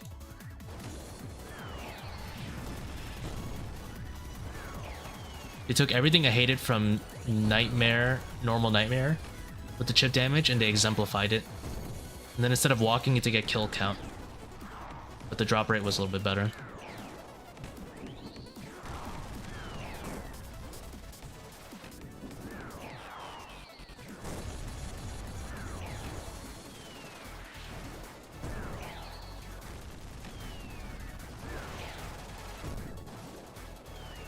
Or 20s, and I could do 500. I'm still learning double trouble and keep back. Yeah, it's a good investment in your time, and it's fun. I think, in my opinion, like double trouble and keep back. And then I hate everything else about the raid. I actually enjoy Akka. It's one of my exceptions. I think Akka could be better, but it's one of my more enjoyable raids in the enjoyable rooms in the whole game.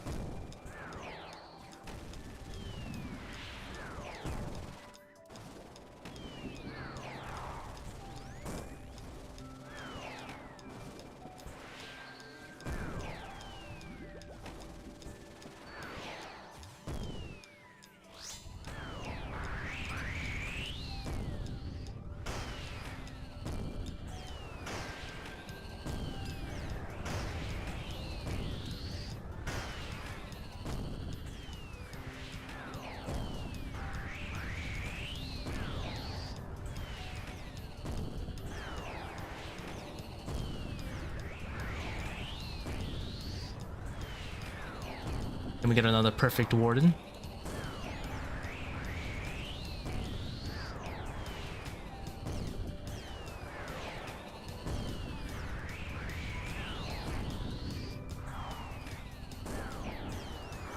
Yep. That's 3 no damage wardens in a row. What's your most hated boss here? Most boring warden. Most hated. I'm tied between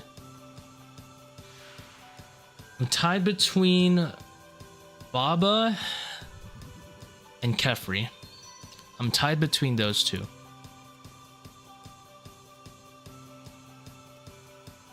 One, I think Baba is unpolished, unfinished, and has no fun mechanics, even if, whether you're red Xing or doing it regularly. And I think Kefri is just a slogfest. If you do it in teams, it's a little bit more bearable, but I think Overlords was a very cheap way of doing the raid, like, and making it prayer-wise. The eggs don't add anything. The dung is okay. I think the dung is an okay mechanic, but those are my 2 hated bosses. And then Warden is definitely the most boring out of all of them, but I don't hate it the most. Okay, so let me go over the corresponding switch order. So you want to first organize your inventory ideally into tiny little squares, 2x2s, and I section them off like this. So imagine you have your inventory, these first 8 as like a section, then you have another 8 as another section, and then from there on out, you hopefully aren't doing more switches than that, but you can make another one here, and then everything else down here past these 4 like rows, I call this Narnia.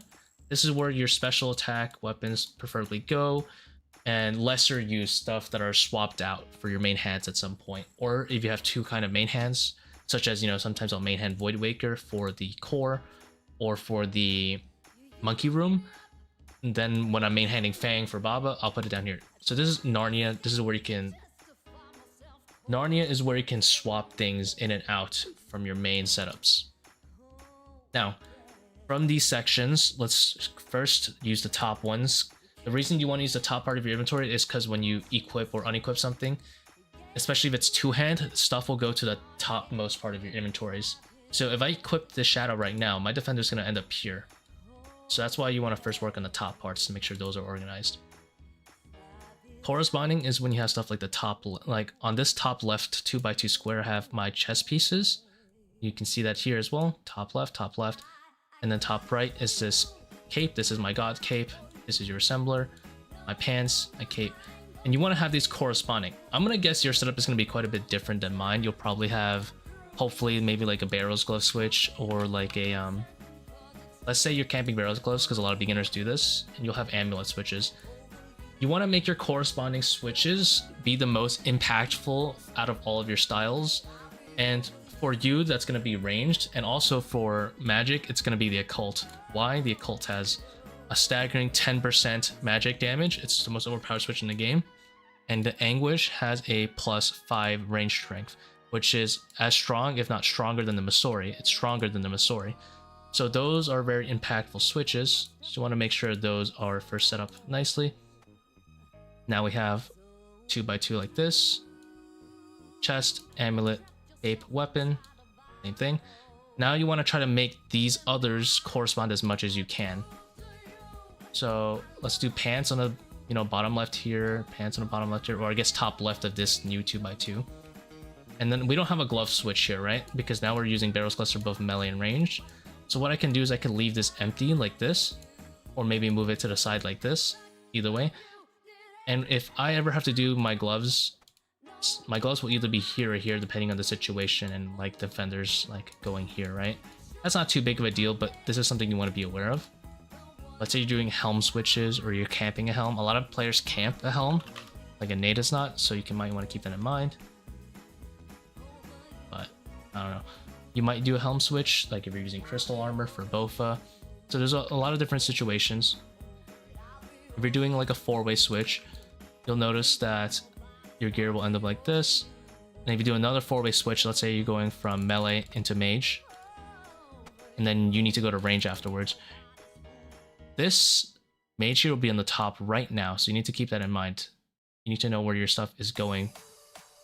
If you're not sure where what you're doing, what you can do is you can implement another strategy called undoing your switch. So if I want to go into mage and then I want to go to range next, you can simply switch into your melee gear and then switch into your range gear. It's more clicks, but it'll keep your inventory a lot more organized. If you want to be really advanced on this concept and you want to do the most valuable switches, for example, this is what my normal setup looks like. These 4 mage switches are very low impact. Like, this is just a shit ton of accuracy, but no actual damage. So when I'm doing the monkey room, which relies on damage, you'll see I usually do these 4, which are pretty impactful. We got the occult and the tormented going on. And before I switch into range, I'm gonna undo the switch and switch back to my melee before I switch back into my range. Like that. And then everything is still organized. And then if I want to switch into mage in the future, I usually switch into my melee gear first, like this. Although I never would do those 4. That's like a good concept for corresponding, and like a corresponding switch order using, and then trying to extend it to undoing switches. You want to use the most valuable parts of your switches. Monkey room in particular is very important that you do the valuable parts of your switches. they don't have much defense, so you don't need to really stress out about like switching your D-hides, for example. If you're using like D-hides, right? There's no reason to really put these on for Monkey Room. Accuracy doesn't matter there. You want damage. So if you're using like D-hides, like a normal, like lower level player, and you have an anguish, fuck the legs, do this. This is like your most impactful. And obviously I assume you want to keep your darts, so that's why assembler is like an assumption, right? The most impactful mage switch is theoretically like this, but not many players have Xerath fan braces, so it's a slight downgrade to make it work like that. Defender. Defender's gonna go to the top left, so if I have a setup like this going on, I'm gonna know that Defender's gonna be like here. It's always gonna be like here. Treat your weapons, all your weapons as two-hander weapons is the best way to do it for now. It's the easiest way to approach switches, is to assume all your weapons are two-handers, and then whenever you're going from melee into another one, you need to know where your defender's just gonna go. It's almost gonna go like here, for example, right? If I swap to my mage gear around the other way, and I had on the right side, it'll just end up here instead, which maybe is more preferable to you. This seems like a more preferable location for a lot of people, if I like did this. This seems to be a nice 6-way, right? But if I did a 4-way into my mage, right, my defender's still gonna go there, so you just have to do it like this. Seems like a convenient location. The thing is, if you have your defender here, right, here's a tip. Never equip defender first. Equip weapon first. If you don't want your shadow to end up like that, you equip your weapon first.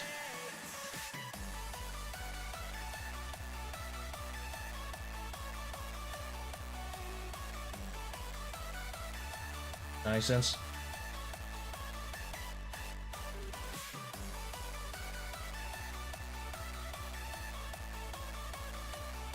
Oh, I think my stream died.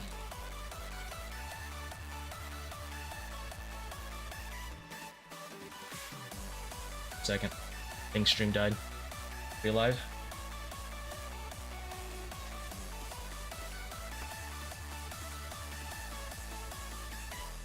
So yeah, if you don't want your if you don't want your shadow to end up, or like your blowpipe to end up in Narnia like that where your defender was, you do the weapon first. So if you're doing like a mage switch or like a blowpipe switch, you do the 4-way like this, and then you do the defender first, defender last.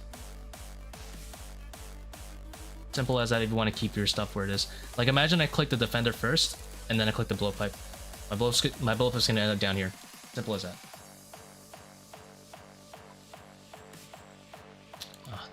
I'm not even gonna bother to think about my inventory. I'm just gonna regear like this. Quick plug to the bank tag layouts plugin. This is the bank tags layout plugin.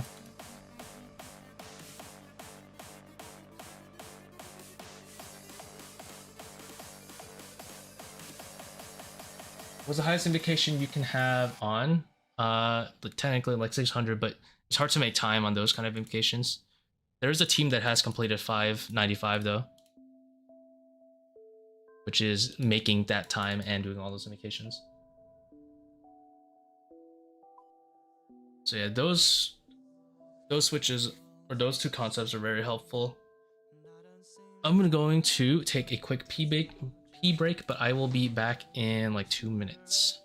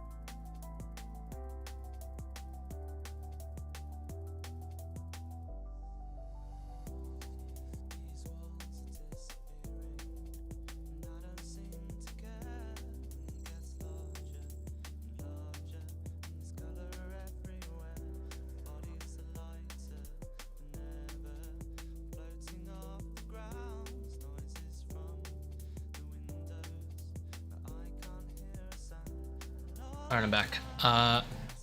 Maybe I'll do a commentary in the monkey room if you want to know when I use like certain techniques for switches and stuff like that. Let's see.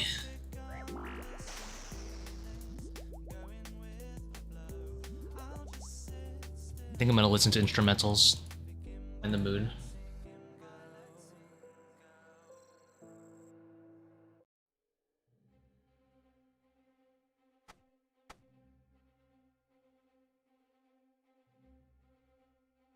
The topmost thing I'm going to drop is going to be this Super Restore. That's where my defender's going to go.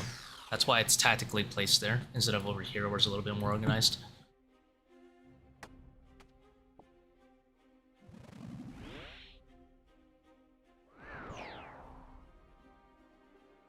We'll blow up these two, and then I'm not going to switch to defender yet. I'll switch it after I pick up this hammer. Keep things a little bit more organized. Right after this wave is going to be triple melees and a shaman, so we're gonna go kill these two. Cheat with the Void Waker is fine. And then pray. We're gonna mage the two meleeers. Get ready to cheat. I don't know why I Void Waked the ranger, but it's fine. We'll just do a quick two-way switch because they're low HP. Because you want to maintain uptime more than you want to get the full damage on that one. Sometimes I'll get all my switches, depending how far they are, though.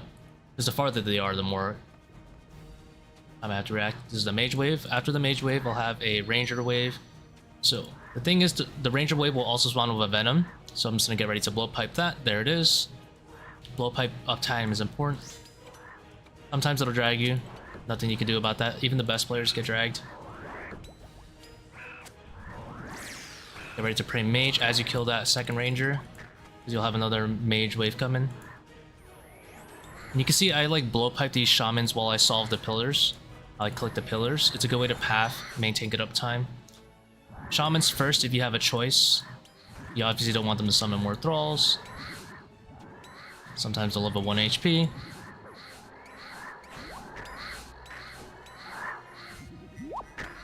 Now from here on out, you can pretty much pray melee for the whole raid. The whole room. You see I'm clicking the pillar, clicking the shaman as I said before. Now you have chinchampas, you can kind of cheat by simply chinning all these thralls that are building up. That's why it's okay also to focus venoms. You can see there I undid my switch.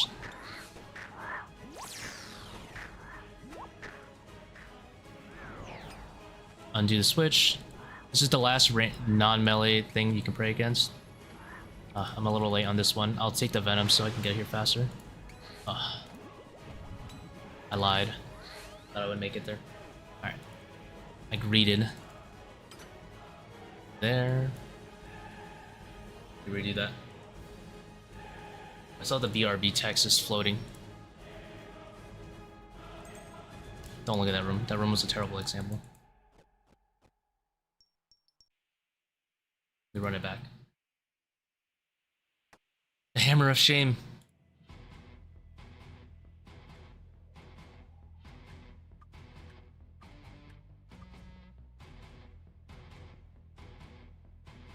Die in monkey room, you keep the hammer, you can't drop it. If you drop it here, everyone will know. Tactically, you have to drop it somewhere else. Or put it in your bank as a souvenir.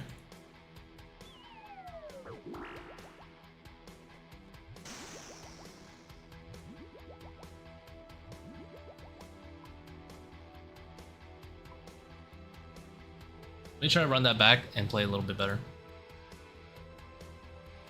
Similar start. Same inventory.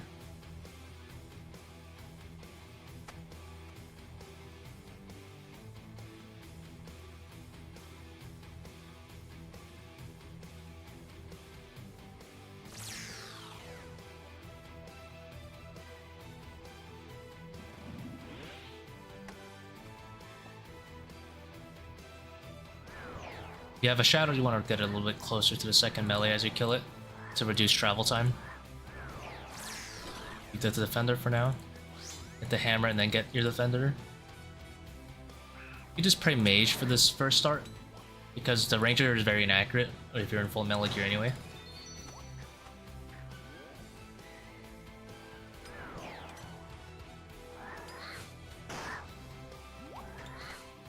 And this is going to be undoing the switch.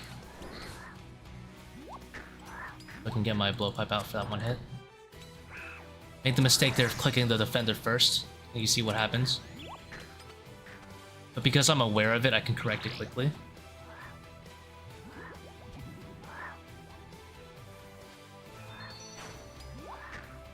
Dude, it's so toxic. Killing the Venoms first is important. Because they're hard to keep... it's easy to kill them quick, but it's hard to maintain DPS on them.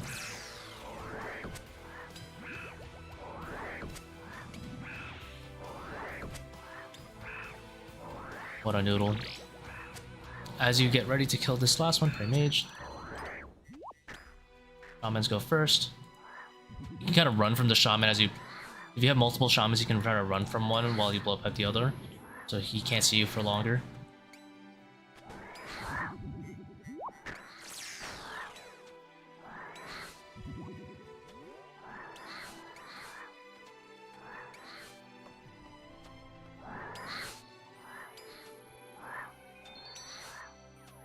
You kind of move back and forth to group these guys.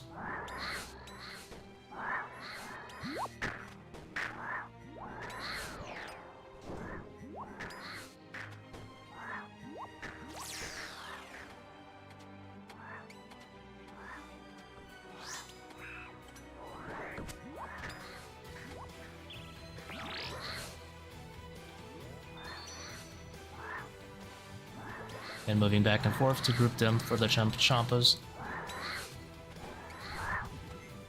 Let's undo our switches like this.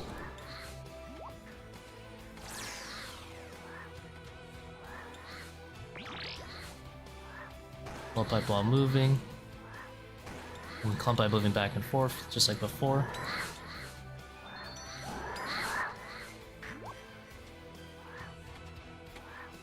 Get scanned by the venom. That was still a very slow room. Oh my god, how do they do that one?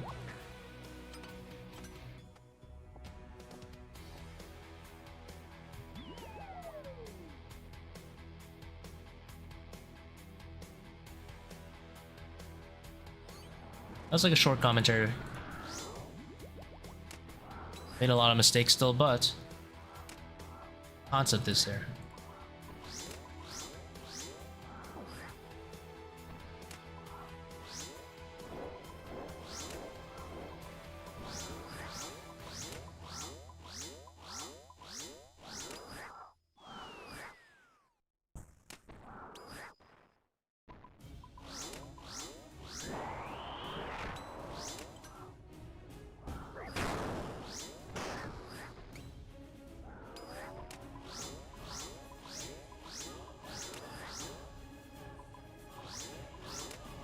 Don't prioritize the blowpipe pieces. Just good to know.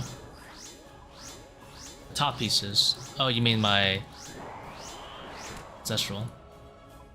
No, I don't. Because they're not very valuable. The occult and the tormented are more valuable.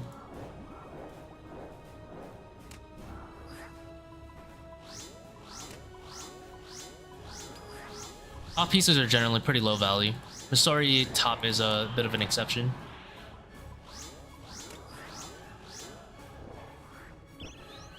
The Masori top actually gives a lot of range strength.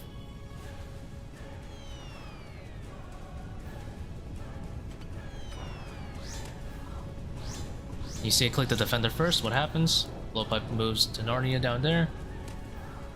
So we'll just move it back.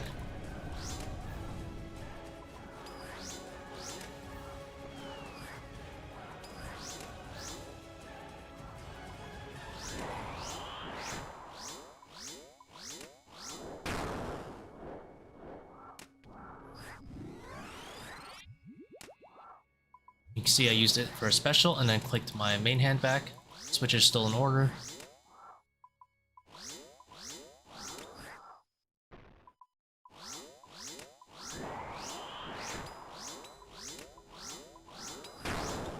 If you ever equip a special attack weapon, try to equip your main hand before going back to the other switches.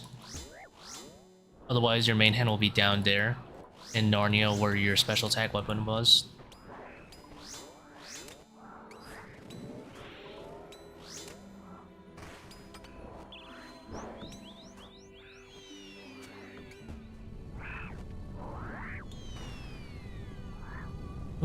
Messed up.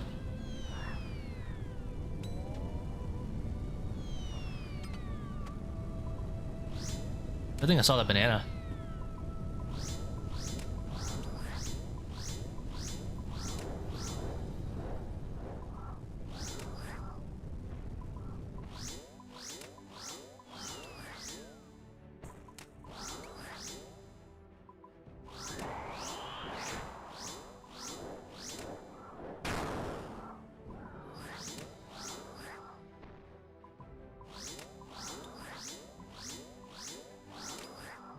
You don't need to one-tick flick like this if you don't want to.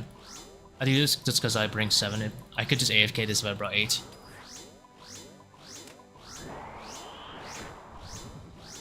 Or have flicked better at the other rooms, or downgraded more at Warden.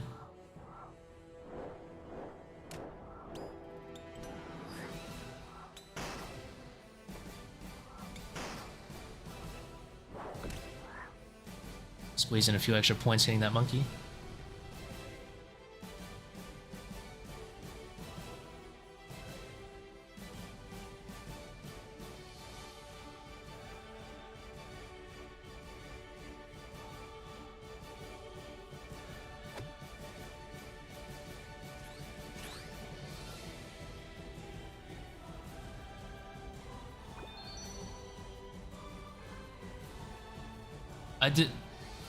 I uncharged the staff specifically because I need the soul runes actually. The soul runes allow me to cast death charge.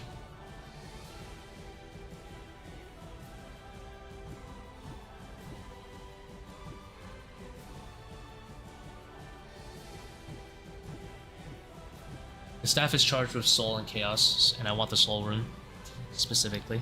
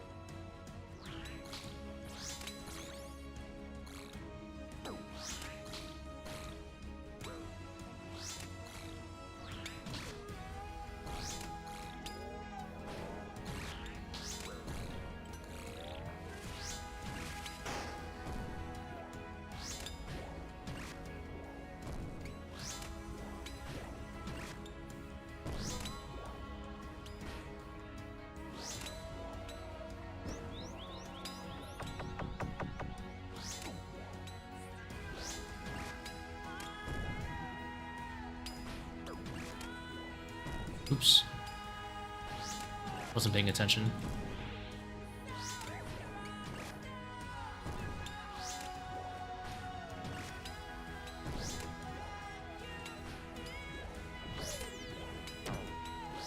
We will sin.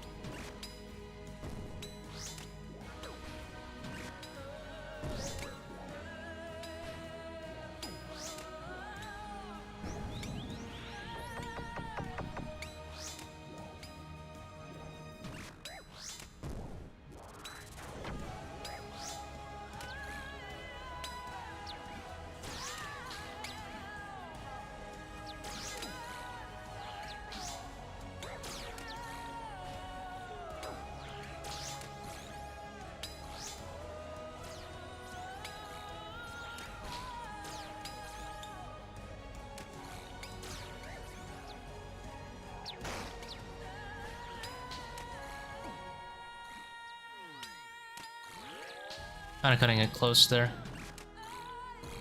Probably not the smartest thing I've ever done.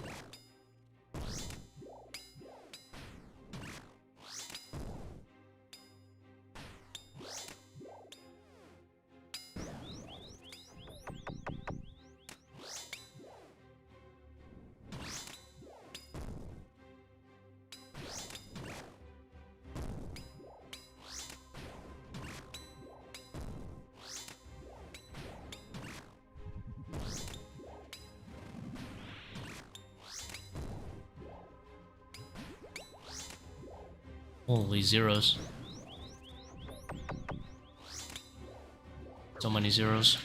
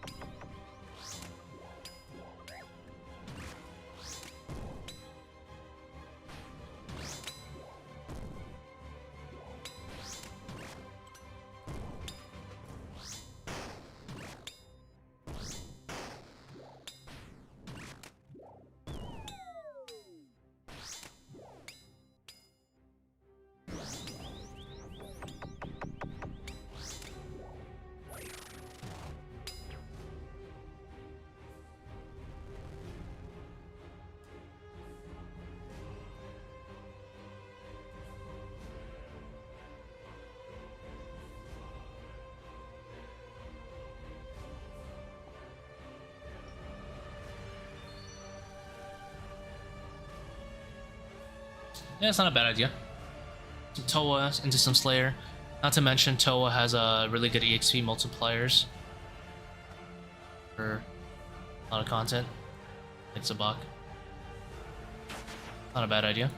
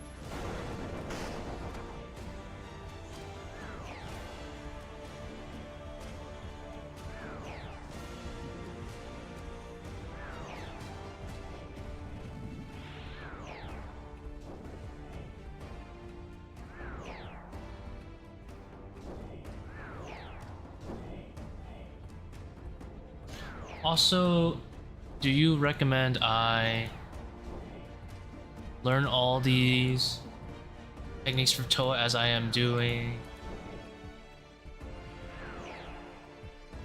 low invocations? For example, this butterfly thing you're doing in Akka. Butterfly is exclusively if you own a shadow, or the staff that I'm using. I'm just standing here now in 150s and not doing it. Probably better to learn it now than later. This is not a necessary thing, and you actually don't want to do it. It hurts you. It's not good for your DPS at that level. Shadows is exception because it's a very strong mage weapon. But until you have a shadow, it is actually a bad thing to do. It saves supplies, but drastically slows down your Akka because you're ranged and melee DPS or more.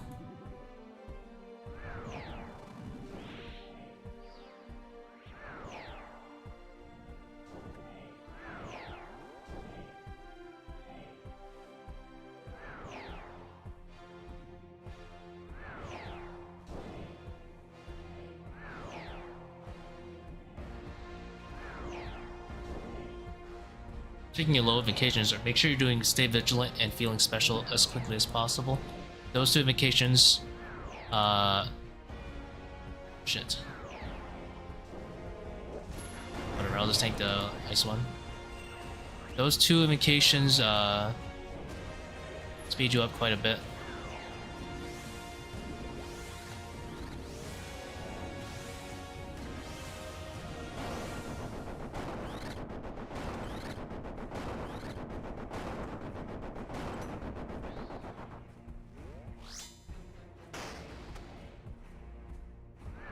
Healing special, stay vigilant. Make sure you get those down quickly. You can do Akka first if you really want to practice them. Well, I think the hitting 300 invo of insanity on or off is better. Objectively on is better, but yeah, like you do need to practice it. This is the thing.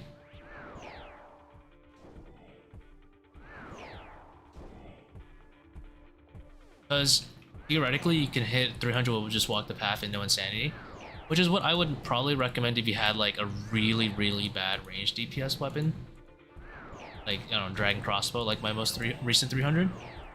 But for everyone else who has like a bow or anything better than that, definitely easy to run just like insanity 300 and actually not have walk the path. Although if you have like a Bofa, hopefully you're doing insanity plus walk the path for like a 350. Would be even better.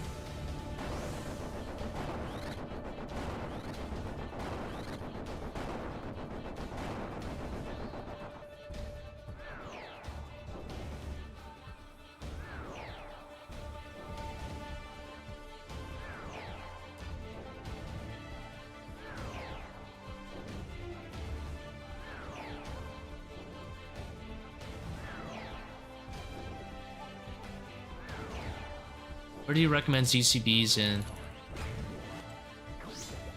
ZCB is used pretty much anywhere that you can range. You could do it at Baba, you could do it at Zebak, most notably Warden. Warden P4 is huge.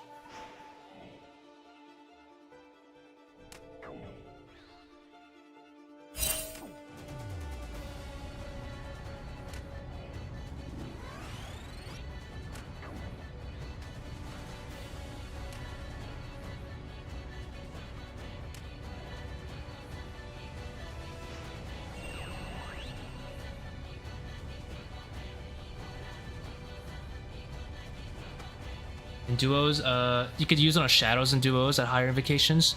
They'll have a decent amount of health. You might not hit 110, but it's still very worth it because you'll probably hit like 90 plus. But that's in like higher scaled, probably like 400 plus duos. Zebak, Warden, just those two alone make the ZCB very strong. But especially without dehydration, use it at Baba too.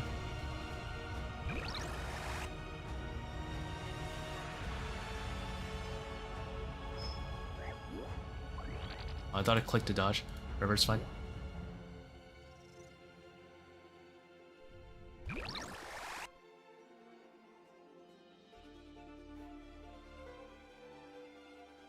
or buff or solo. Just both is good. Any team skill.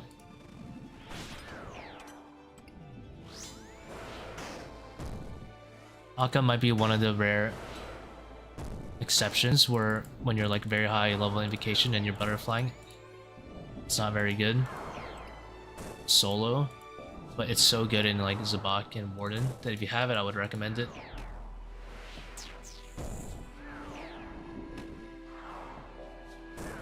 If you have ZCB, Insanity is very free, especially.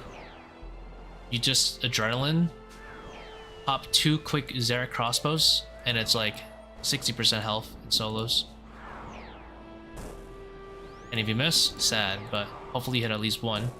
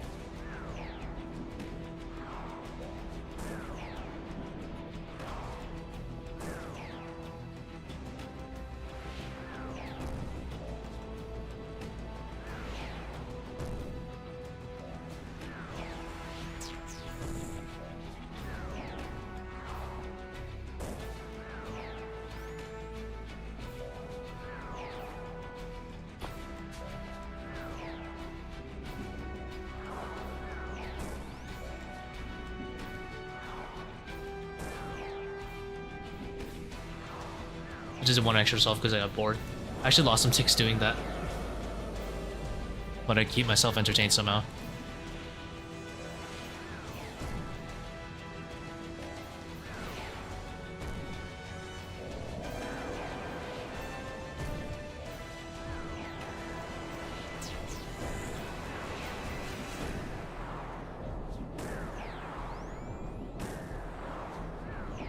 I'm just using F keys.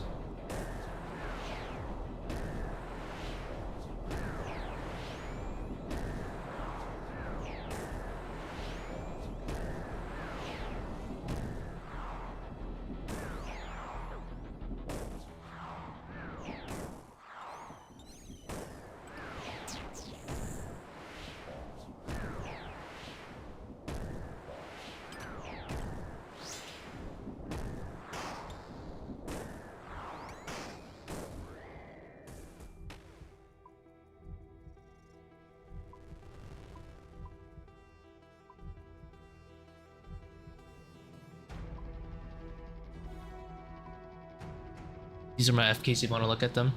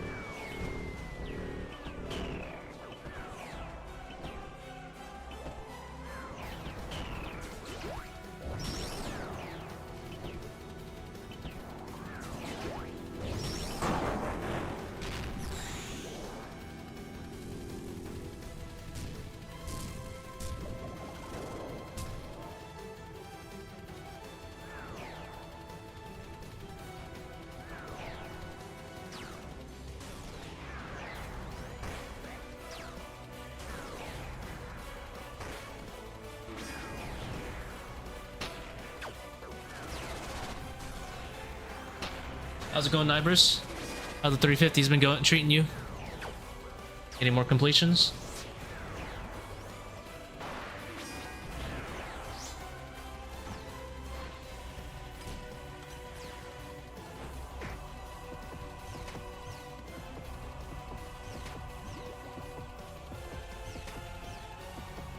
Yep, always 1 HP.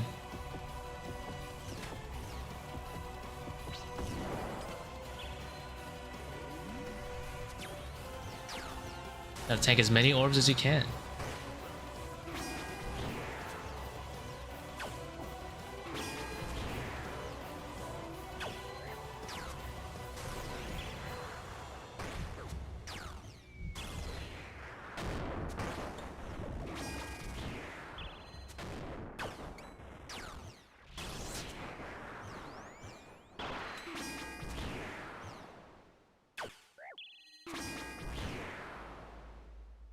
Bad, aw.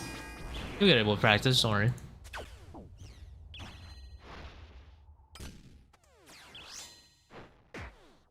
Oh my god. What did I click? Clicked regular like 3 times.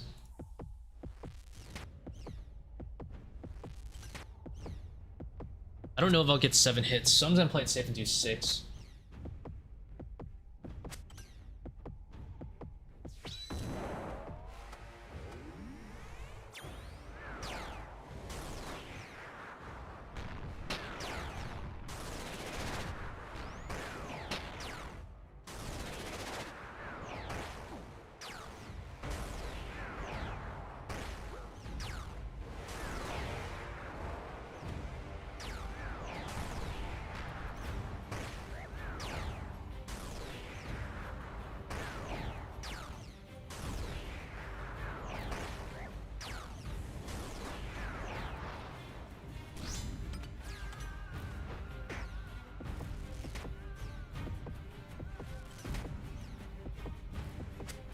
Not my best, Gordon. I didn't even spec. I'm trolling. Whatever.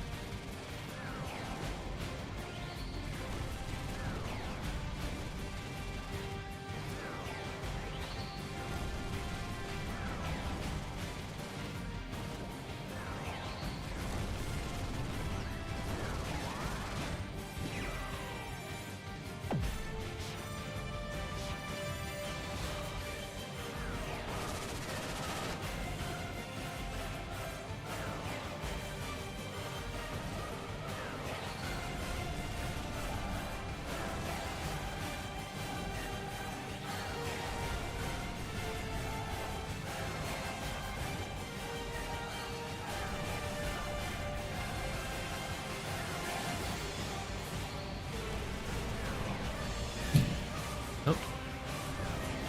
Too early.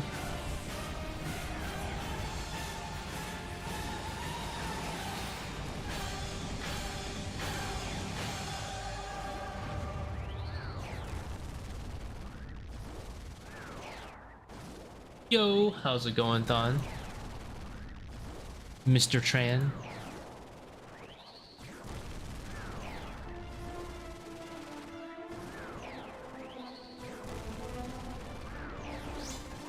Time to sin.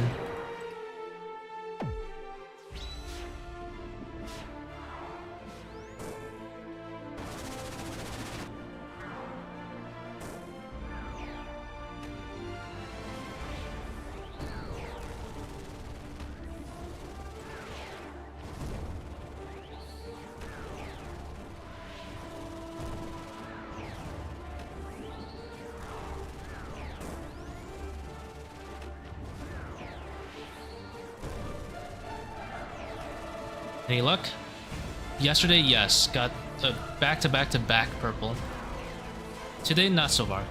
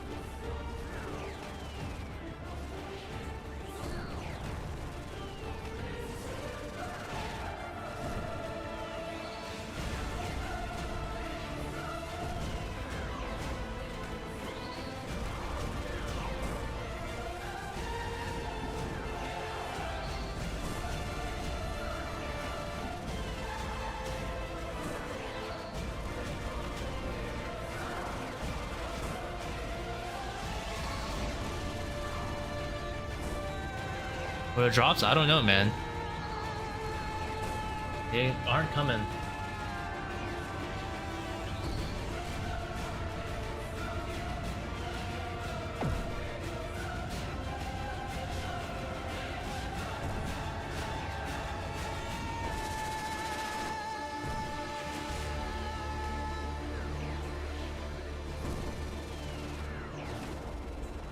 Oops. Didn't mean to click that far deep.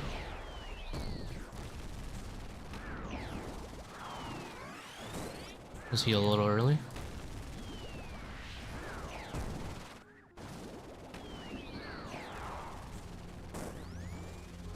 I'm trolling. Yeah, whatever. We don't need to heal that much anyway.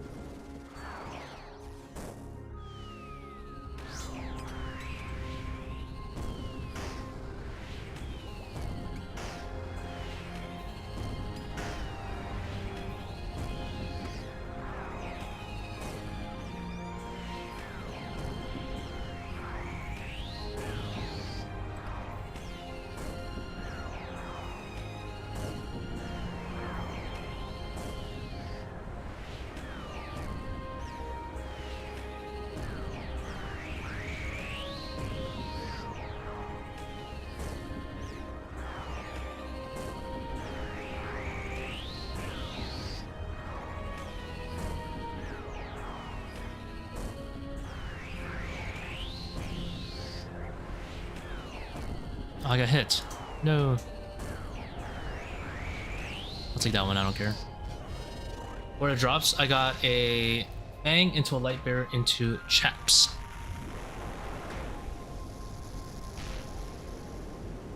Okay.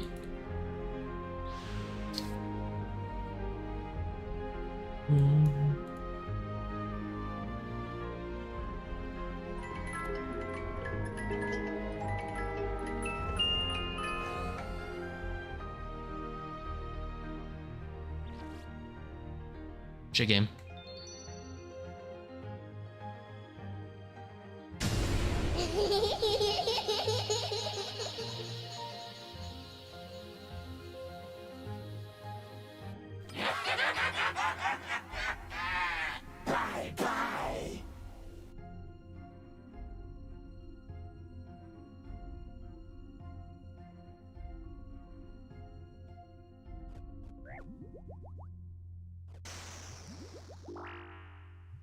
Never lucky.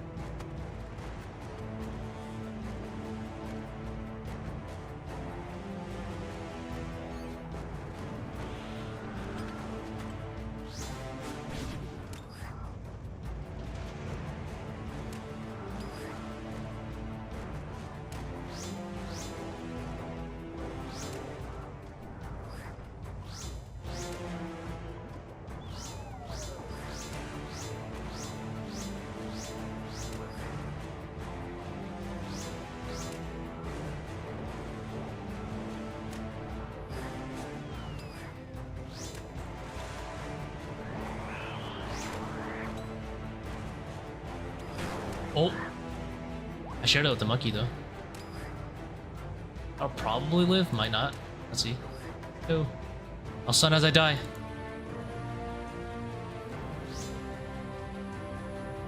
I sceptre for Baba, just because it's kind of like a... Shouldn't have hit that monkey, I should have waited a tick.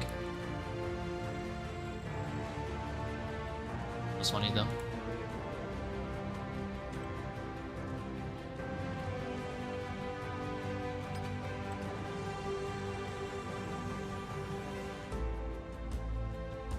It's kind of like there's a hit on the way there, more of it. It does increase the DPS if you hit, because it reduces regular defense too. But I've been just trying it out as an experiment. I don't know if it's actually worth it. I think an extra Void Waker is simply better. Void Waker has crazy consistency, of course. You can't miss. I've just been trying it out, really. I don't think it's very good.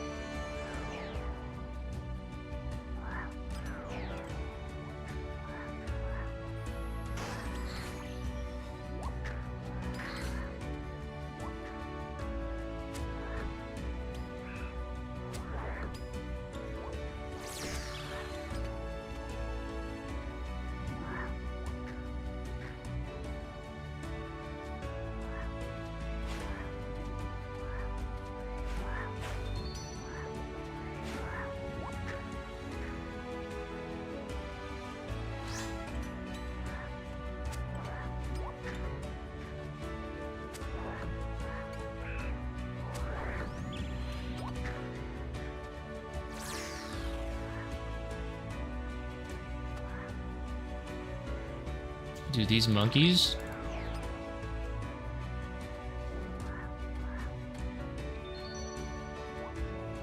Dude, they run across the whole map. It's so frustrating.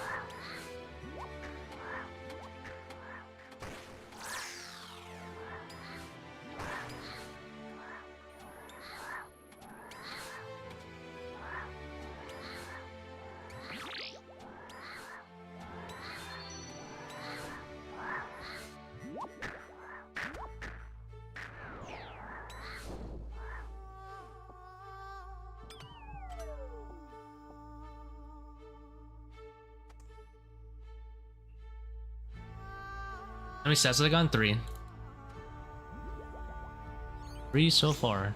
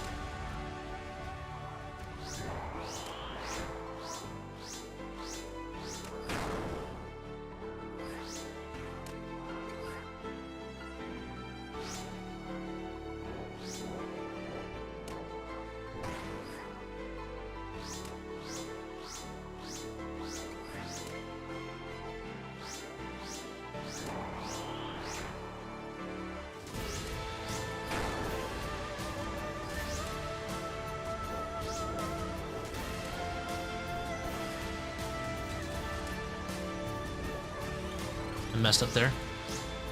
Didn't really think the rock would fall there.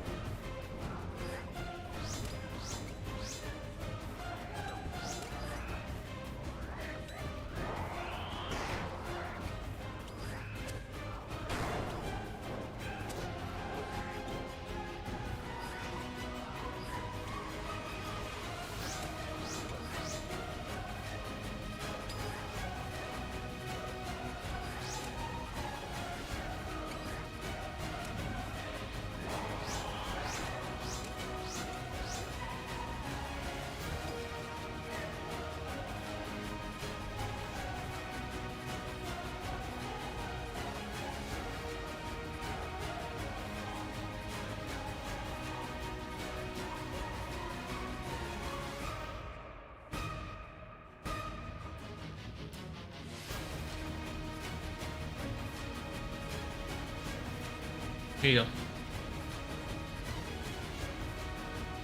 If you want to use mine.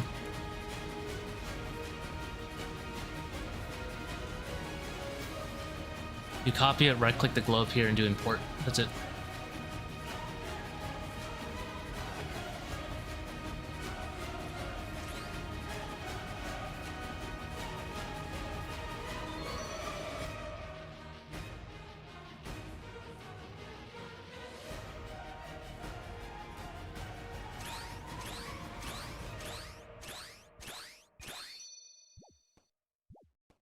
No problem.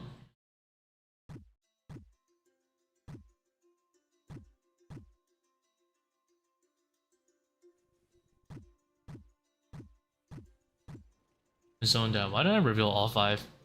So unnecessary.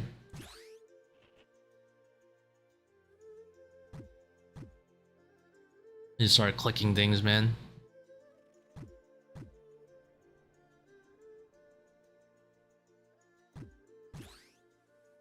Let me try a slightly new.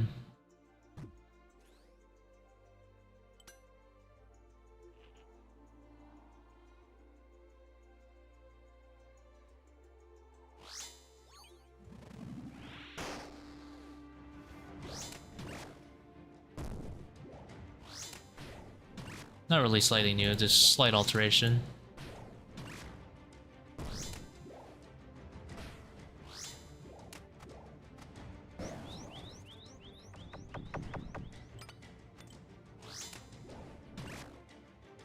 I never charged my staff again. Bad.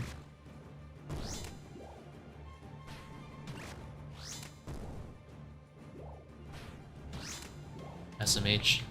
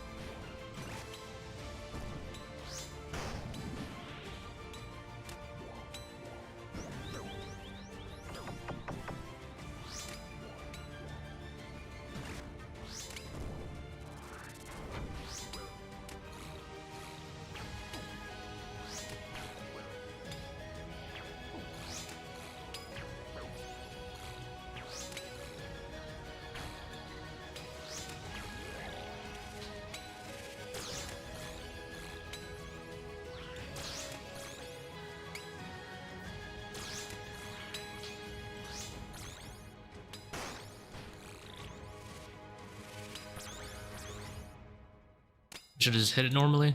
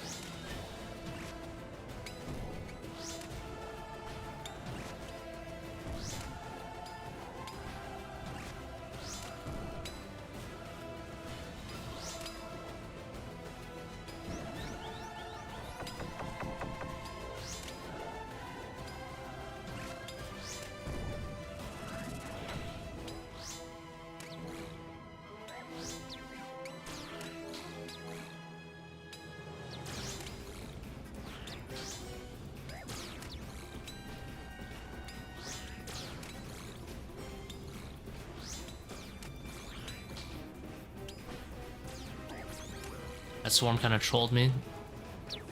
Should've shift clicked.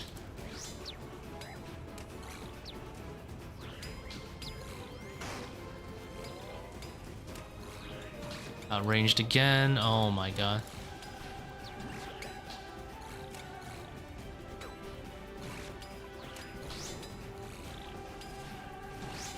Where's my HP, bruh?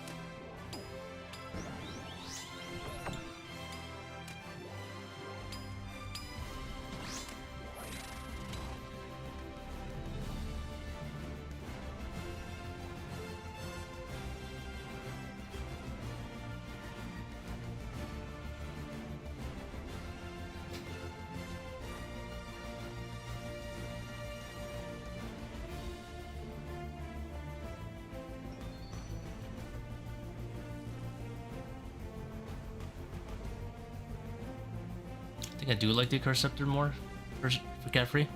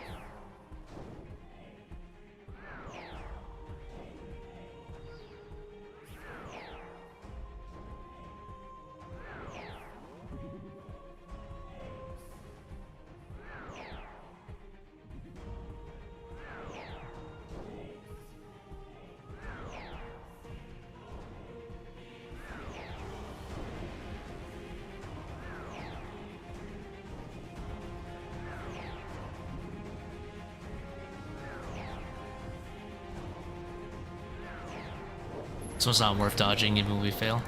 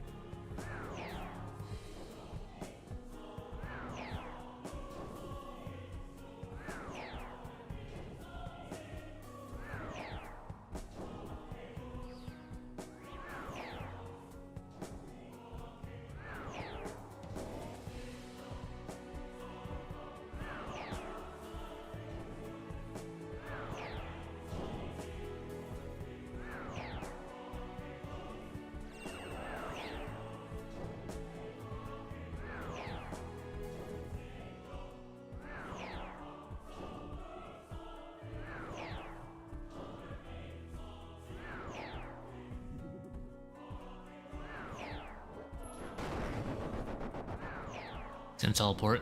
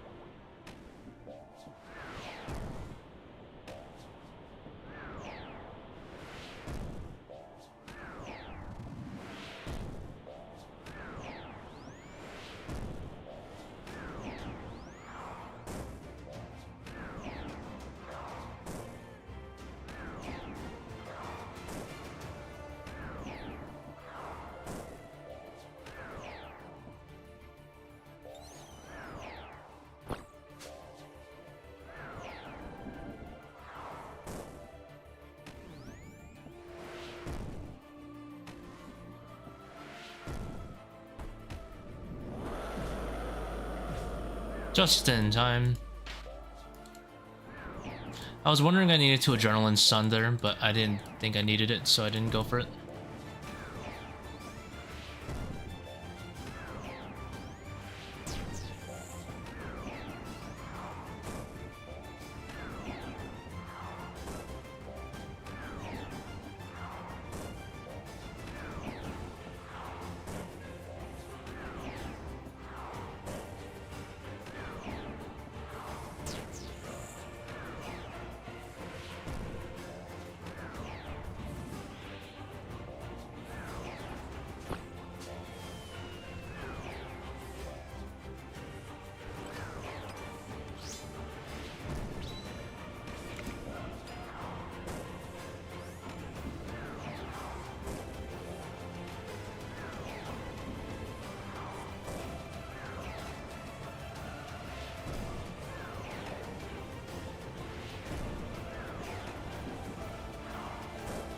See video description. I have an explanation for it. Tbow.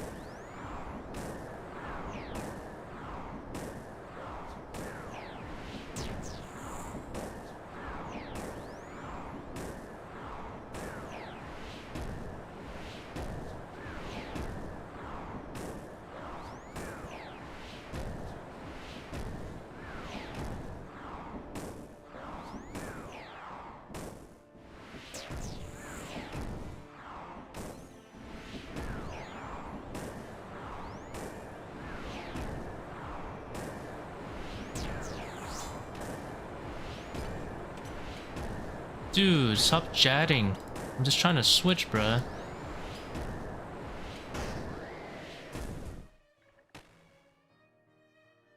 Ditching ancients for monkey room? Any tips? Just don't take it. Simple as that. Take thralls? Simple as that. You just have to not take it. There's no tips on it, it's just don't take it. There's no different mechanics for anything else. That's the only room you use it in. You just won't have it there.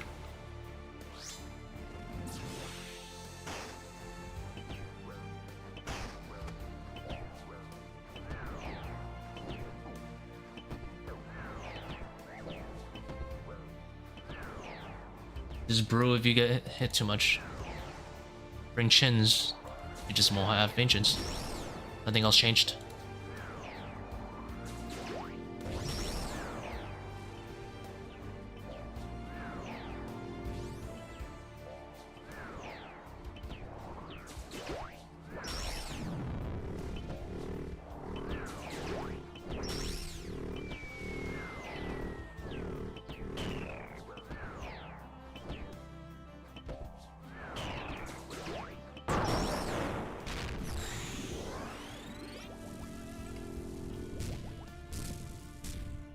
Don't accursed poke, please, I'm begging you, that's so inefficient.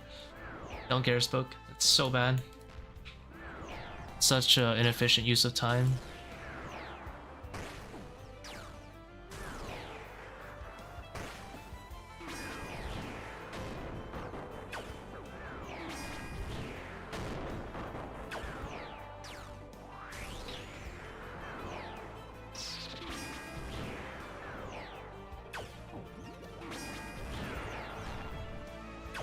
Just tap the sun cares real quick if you have one. Or just brew. It's not worth it to sit there stabbing monkeys for like another 10-15 seconds potentially, depending how much you got hit. It's not worth it.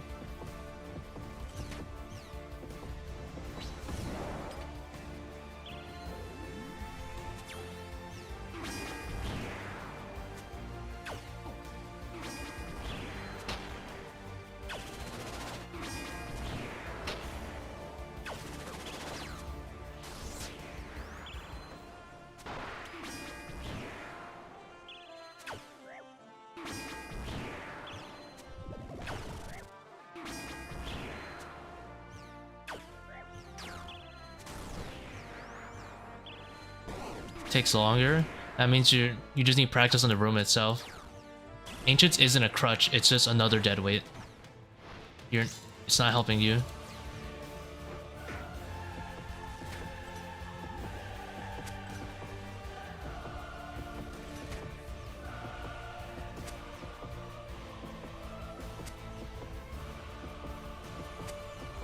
Don't think of Ancients as a crutch to heal out of monkeys. Think of it as a second dead weight that you have now added into your raid.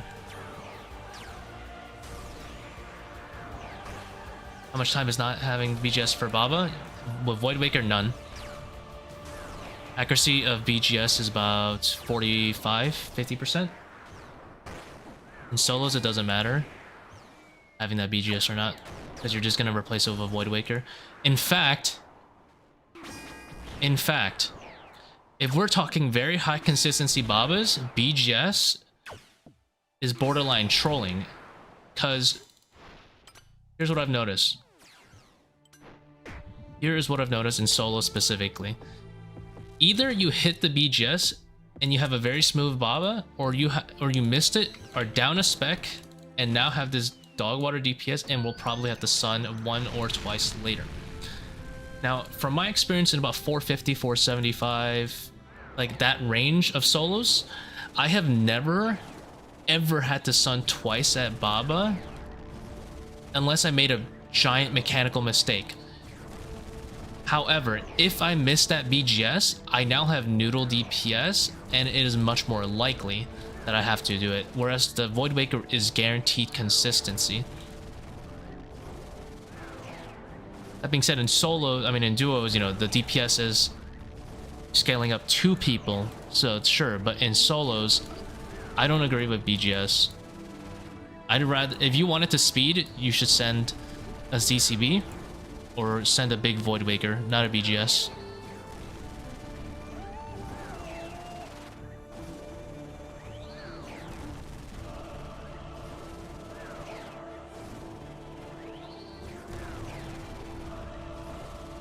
So going for a potential 50-50 on a BGS is not worth it on Baba and solos. It's like, sure, you can just wing it and hope you hit, right? That's another record strat. I feel like BGS, even for like a record strat, is troll, because it's much better just to go for ZCB and then play on the potential of the Fang anyway, if you're going for a record. Is that there? Doing well. But yeah, never Charis poke anything for HP other than these skulls. I did it as a meme for my sub 40 run recently, but please understand that was a meme run, not an actual serious run.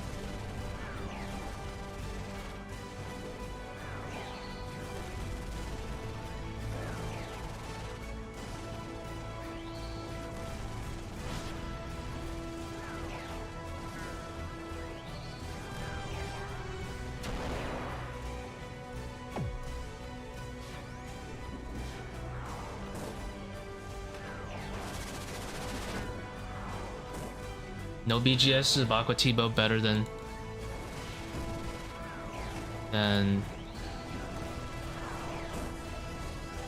Shadow Sceptre? I have no idea.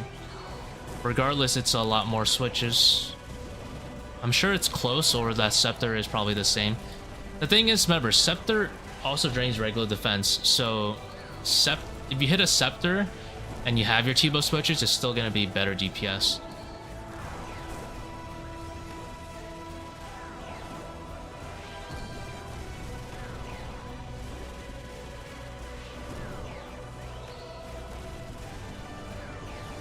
I just tanked a 97 and a Baba and a 525 because I clicked on Baba too early and got rocked. Still somehow lived without Red Xing. Shows how inaccurate he really is. That's right. That's right. You guys are scared of a boss that already deals no damage. I don't know what I'm saying. By you guys, I mean anyone here that's Red X's. Why is Charis poke so frowned upon? Because So you're trading HP for prayer, which is fine, which is what the spec's for, right? The spec is a 0-time thing, though. The Kara's poke, you're sitting there poking, not even guaranteed that every poke will kill. Probably like 80% of your pokes will kill.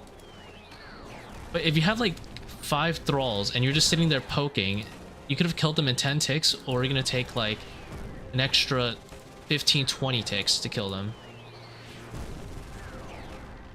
I don't know. You could have just spec'd. You could have just spec'd, healed up, and have been into the next boss and already been hitting it with your Fang at 118 HP for an extra 10-15 seconds, which is way more value than the spec would have costed you, that 75% spec.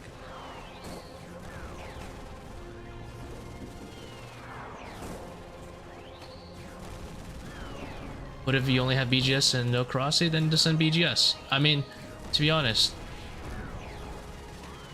I'm talking like 400 plus invos where I think BGS for Baba is too inconsistent.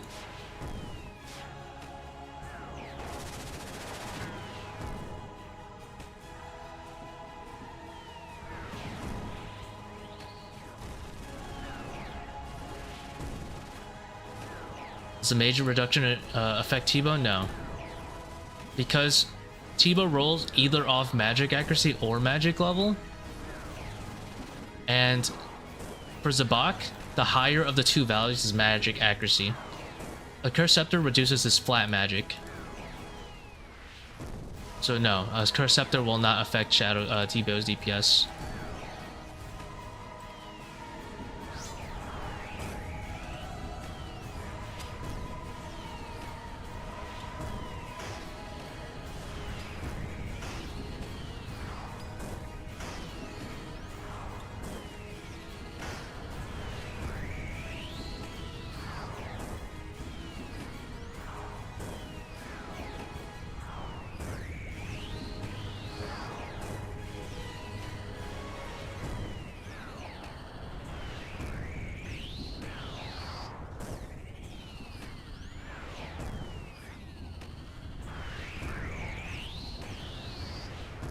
Cheeky slash for good luck, that's right. Give it a diggle hash slinging slash, sure.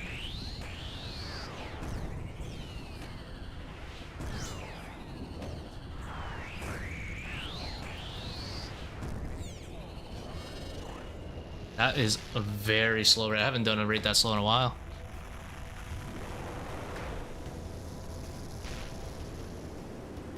Okay, back to back. If 80 HP at end of Bozo, worth the poke or? No. No. Absolutely not. Go to Baba, start hitting it. Use your specs on Baba.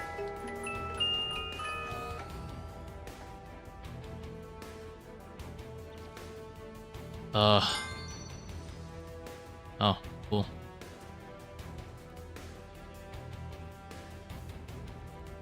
Got the pet too.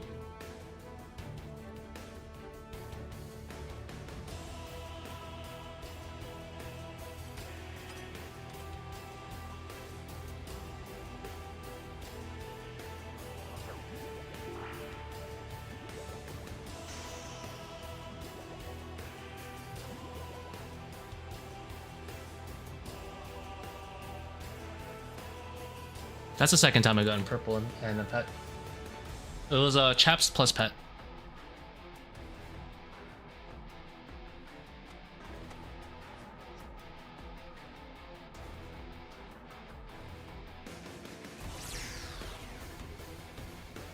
How many pet tubes? I think we're on 4 now.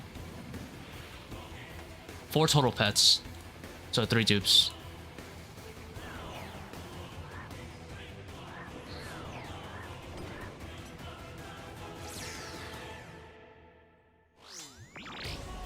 If you'll see me go into Baba with like 20 HP sometimes if I really mess up this room, and I'll just sunspec. It's so much better than Kara's poking.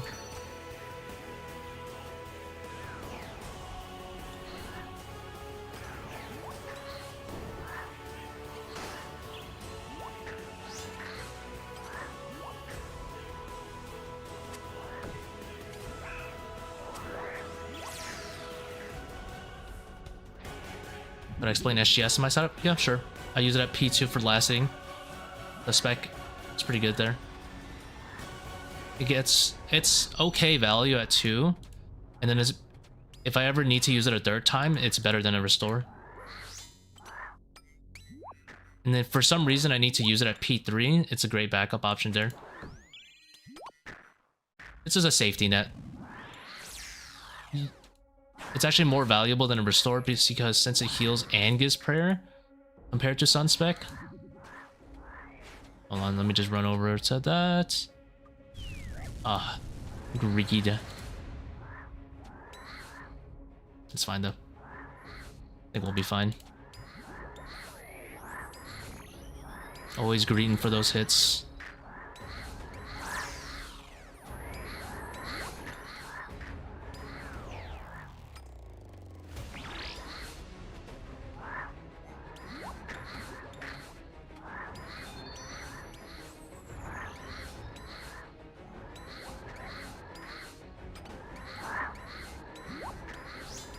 Losing so many ticks right there.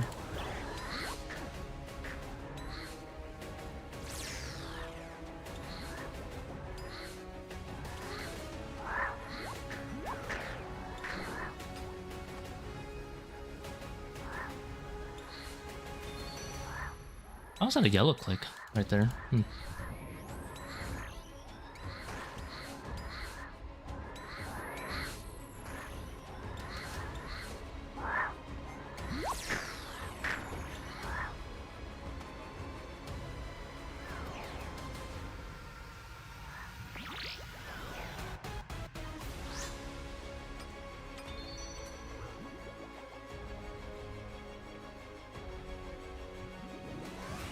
Like that, I'll just hop in, Sun, I don't care.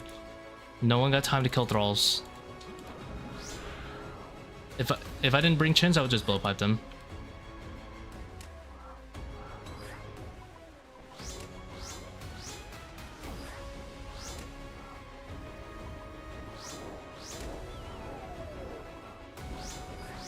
Does SGS work with skulls? Yes.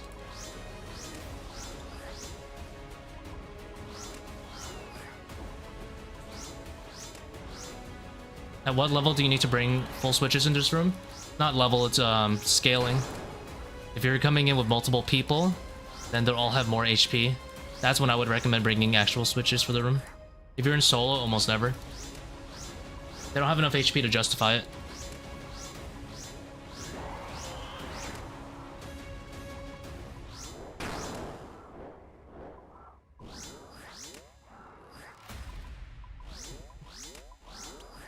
I bring a hybrid setup mostly at mid 300. It's up to you. You should bring like good damage switches still though, like anguish and stuff if you have it.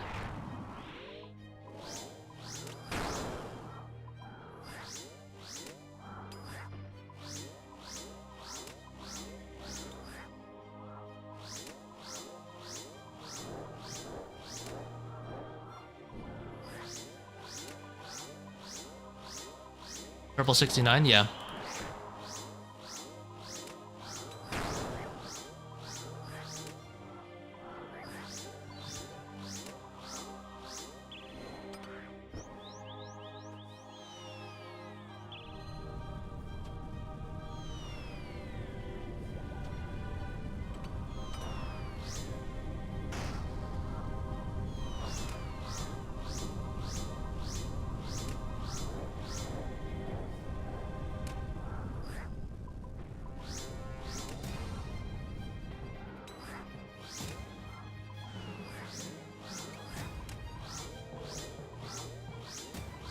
And 168, the raid before that.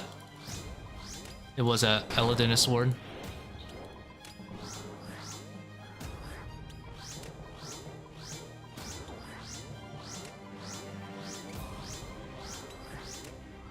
Ow, these monkeys hurt so much. Chill, bro. If he throws a rock, I'm gonna heal.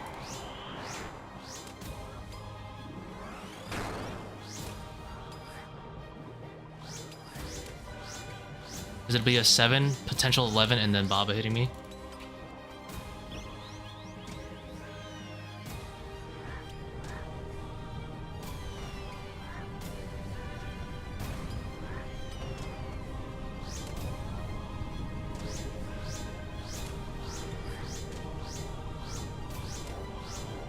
Unfortunate, true. But I did get pet with it, which is kind of cool.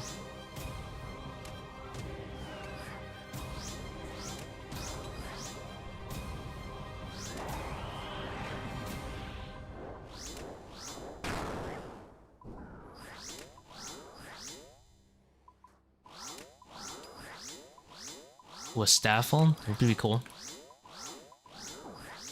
I wonder if I would care though, unfortunately. I think my dopamine is fried.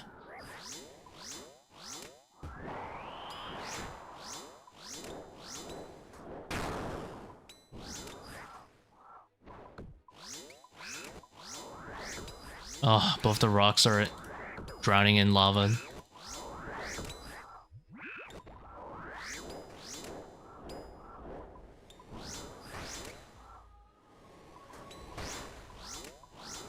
I'm just sitting here in lava, noodling the last bit. And I have to save for Sun in case it becomes like a Zuck plus Baba hit kind of scenario.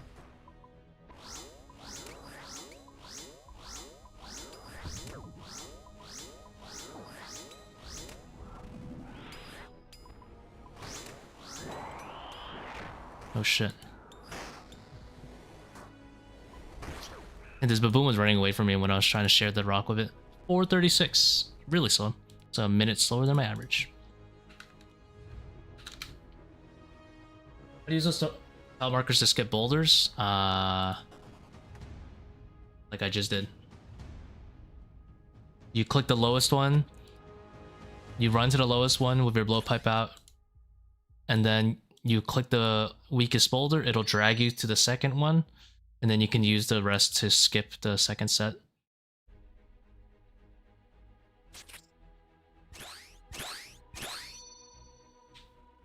Clutch Void, yep.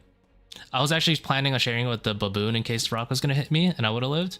But it was running away from me. I kind of wasn't expecting that. Ooh, freebie. I only revealed 3 on the left side. It's kind of troll.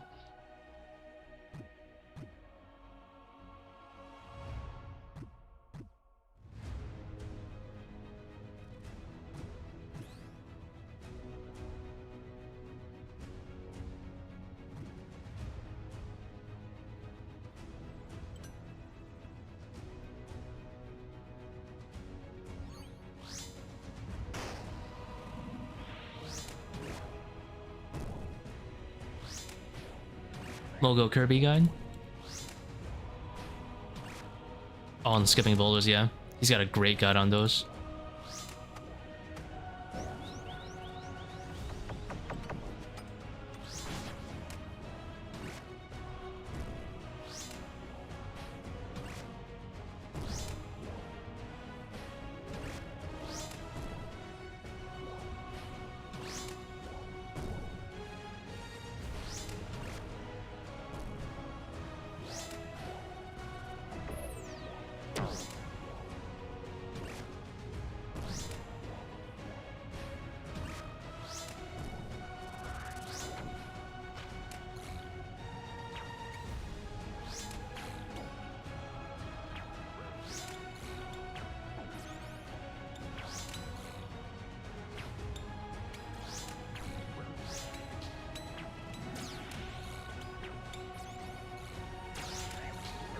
He bit me at 42. What the heck?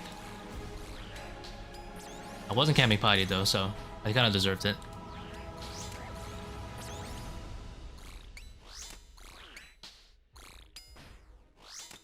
Vector Warfare Jeffrey? Maybe. Baba? I'm pretty sure no. Baba requires consistency. Jeffrey doesn't really matter consistency wise. In terms of like whether you're gonna clear the room or not, because Kefri's not gonna melee me. Kefri also has a much larger HP pool.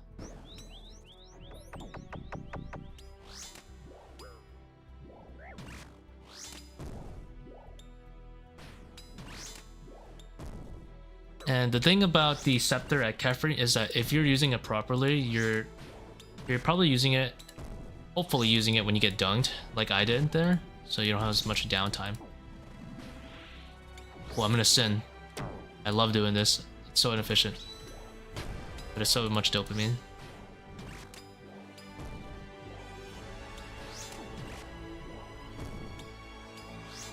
It's so bad, but I love it.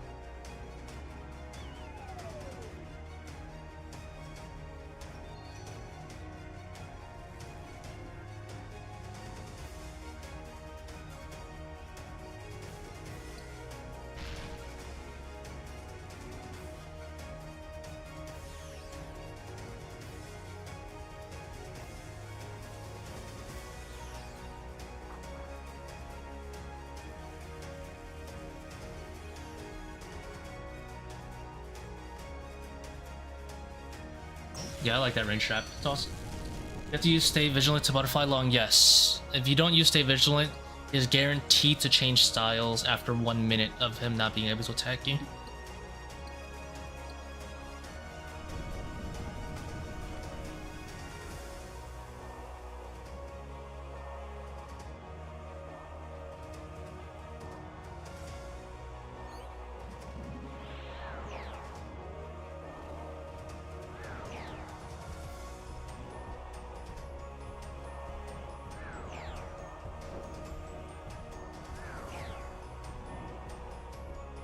I think that range trap is a lot easier to set up than the other one. I think it's by Wizzy or something. That one you have to walk back and potentially lose ticks attacking.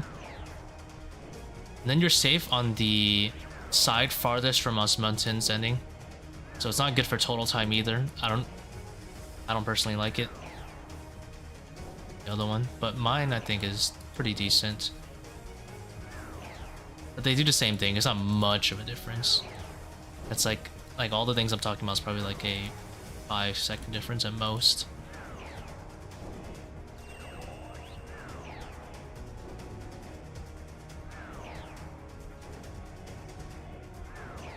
Any advice to learning double trouble? Hold on. Moving two at a time is great. Learning how to stop yourself at any time is great. Or changing directions.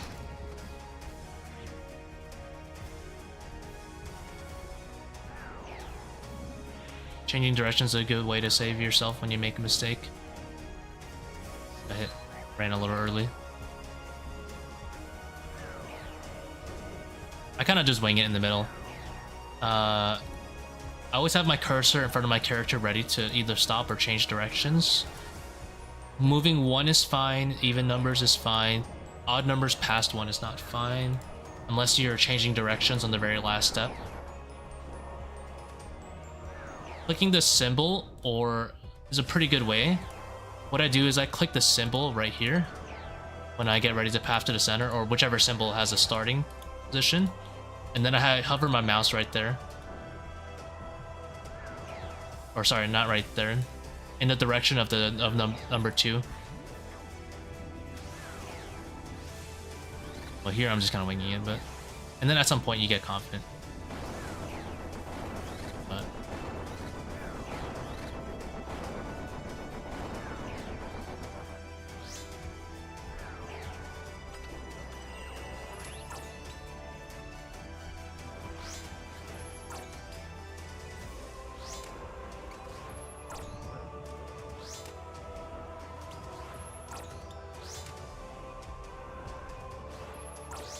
How do I get to the middle of DC so easily? Experience. I just wing it. I mean, I usually click the symbol, but any of these 4 is fine.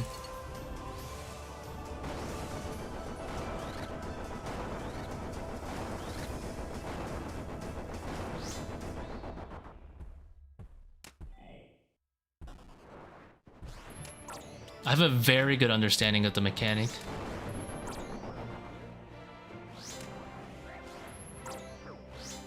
I'll lose a tick here. That put me behind so much.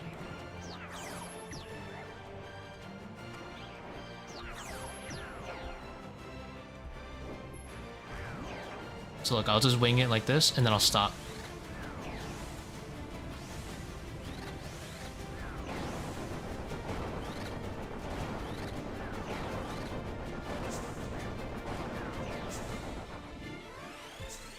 Moved a little bit too far there, I didn't mean to do that.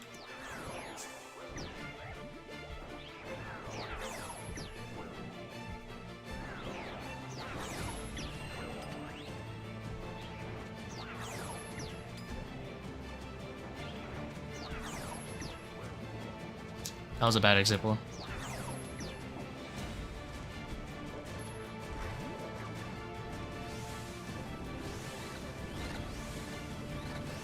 Whoa, what the hell did I do? Oh well.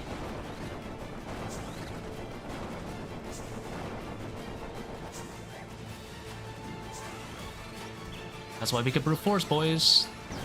What do I have equipped?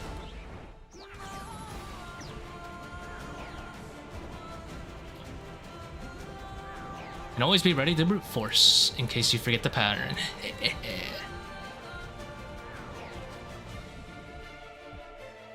I stunned 3 times in this room at this point. I don't even care. Can't stop me. I would have to mess up like 3 in a row to die. I'm unkillable.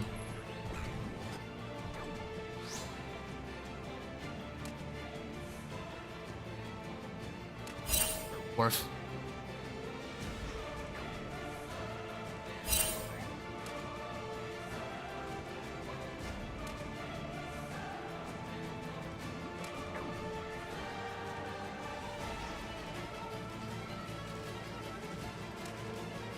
I'm good here for a bit.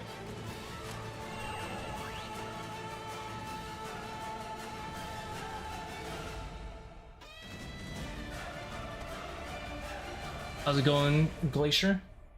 When do I adrenaline? If I really need an emergency sun, I'll do it there. Or I'll do it... Or I'll do it at the... right when, or phase starts. Come phase.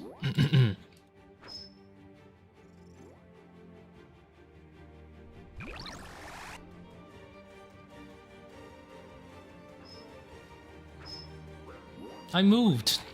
I totally didn't move. Penguins have warp upgrading. You from Trident? No, not in my opinion.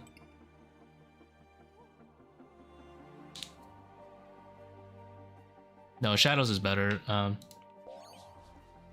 Although Blowpipe is very consistent too.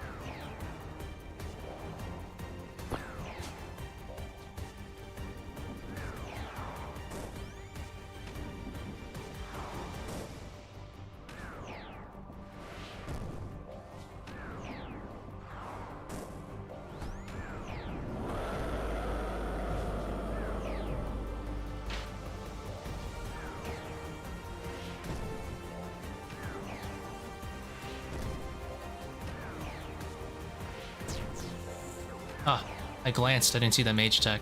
Sad. Do I sin? I don't want to sin. I was like, do I SGS this jug?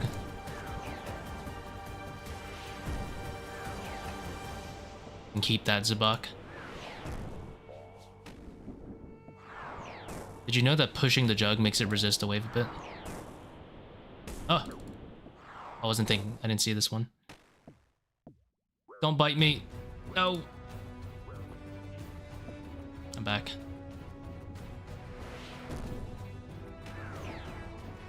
That's a bait jug. I'm back. We have made it alive.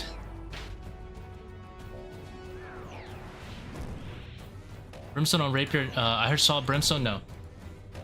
I'm kidding. Let me see. Or Breering with overlay training. I'm gonna go with. You're talking about the core, right? I'm gonna go with Berserker. I'm gonna say I highly doubt Brimstone will be good enough. Could be wrong. I haven't done the calcs. I'm gonna go Berserker Ring. Especially if you're like not able to 3 down. I'm gonna go Berserker Ring. If you're like missing Torva or something.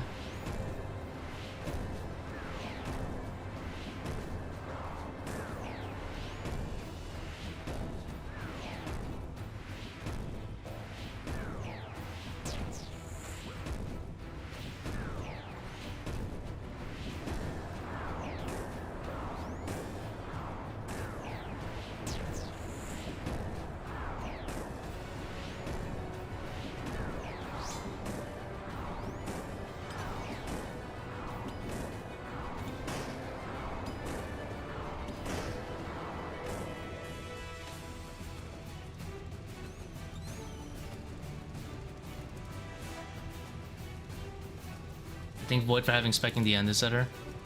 And overly draining, yeah. That last hit sometimes could be the clutch. Overly, and even with overly draining, you should still use Void Waker for Kefri if I'm not mistaken. Just because it's that OP. Oh, look at that DPS on this thing.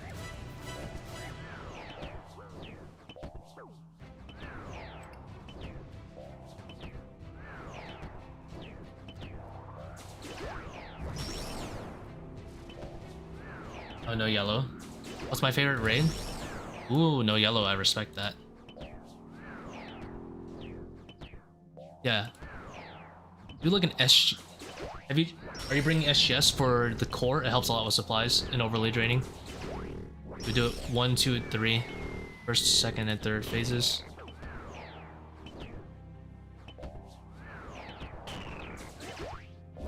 Noodling. My Void Wakers hit big, but my Shadow's kind of noodling. There you go. A little bit more.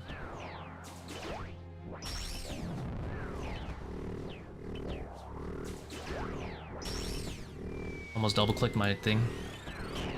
Didn't want to take it. Doesn't count. Oh, it counts. Whatever. Supplies.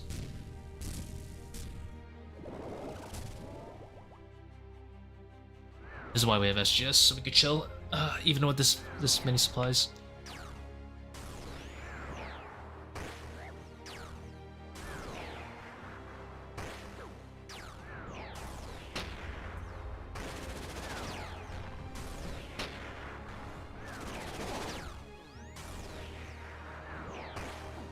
My favorite raid, definitely Theater Blood, though. Definitely Theater Blood. What invocation do I leave off in an overly draining raid? Hold on. I think you had some more context to add to it.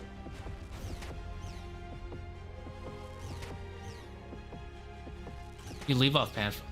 If you're running overly draining, you wouldn't run like Pathfinder. Most of the time, if you have a Shadow. If you have a Shadow, you should try to learn Double Trouble Keep Back.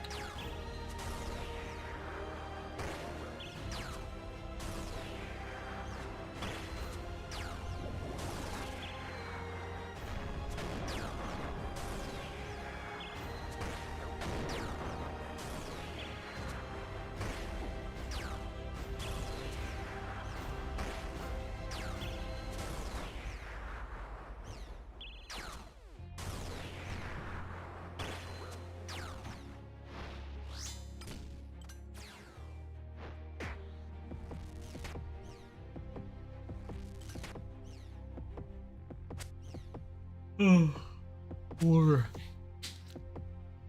5, 6, 7, 8, 9.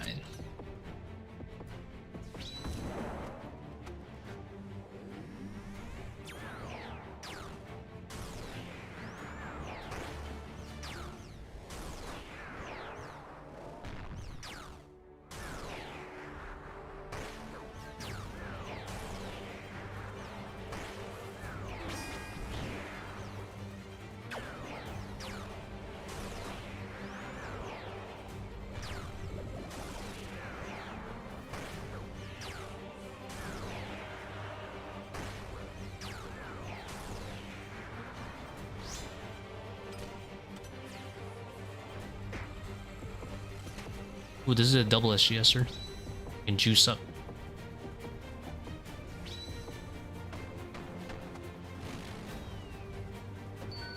There's literally like no supplies for P2 because of this thing. It's kind of nice.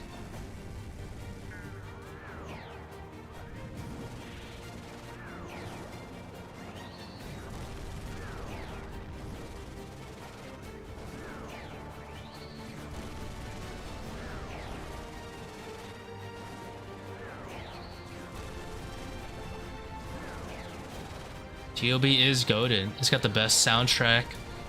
Thematically, most fun place.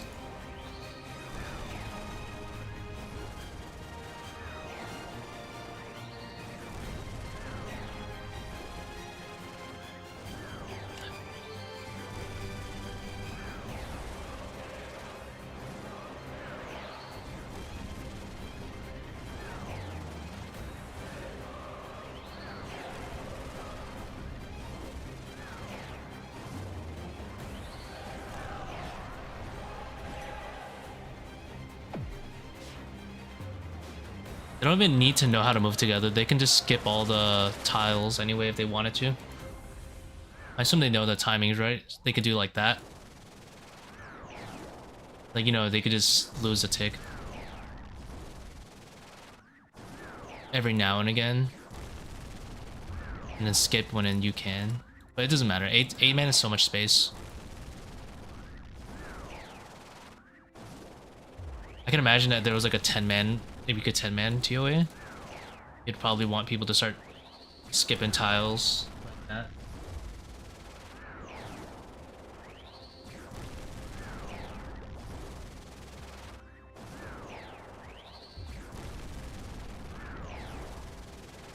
Yeah, you should definitely have some people camping front for the projectile speed.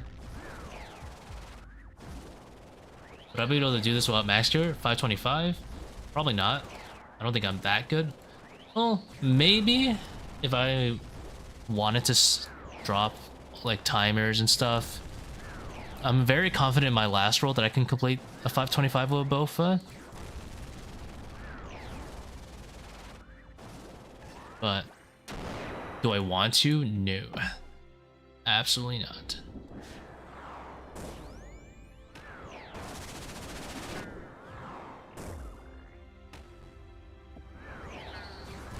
Oh, I'm about to get nerd logged after this.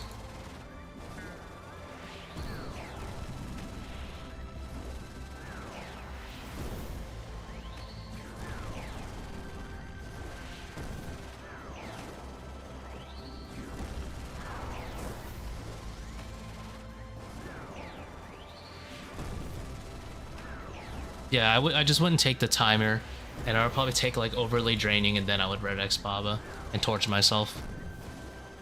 Probably that, something like that.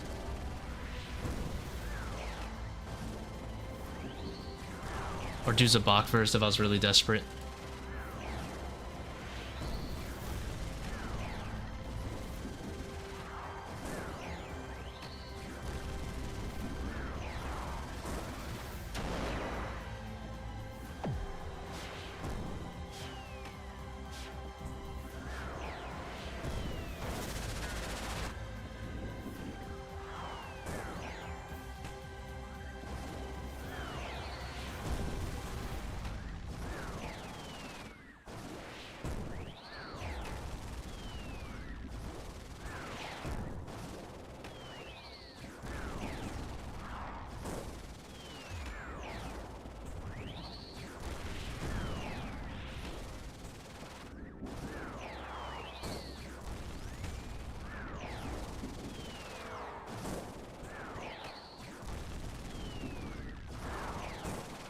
$2 before nerd log. This is my new nerd log warning. It tells me I need a break.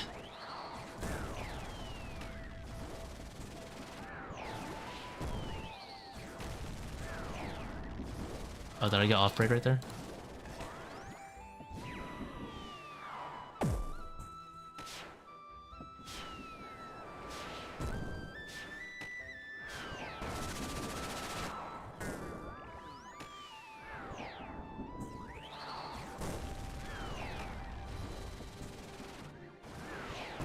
Yeah, I got bored. I was doing the thing.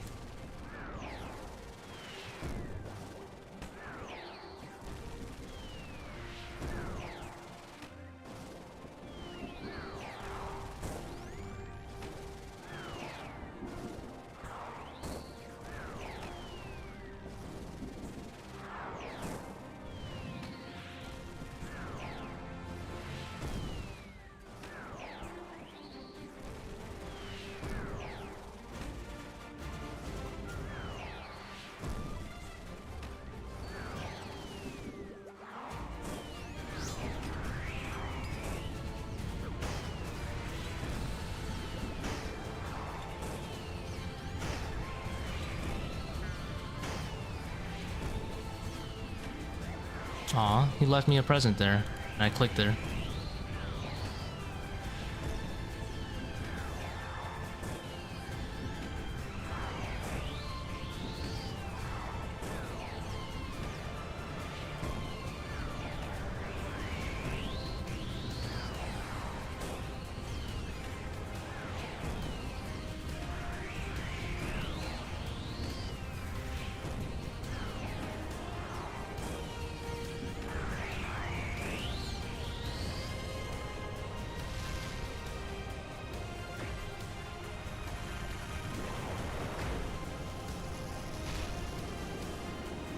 Hey, break time.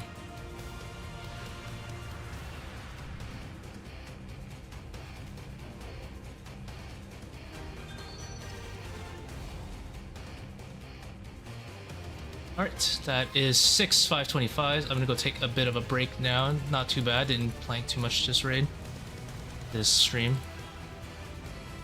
I will probably be back to stream some more. Maybe about a few hours from now, not sure. Maybe not though, because I do have work tomorrow. Thank you for stopping by. You're now at 69 purples.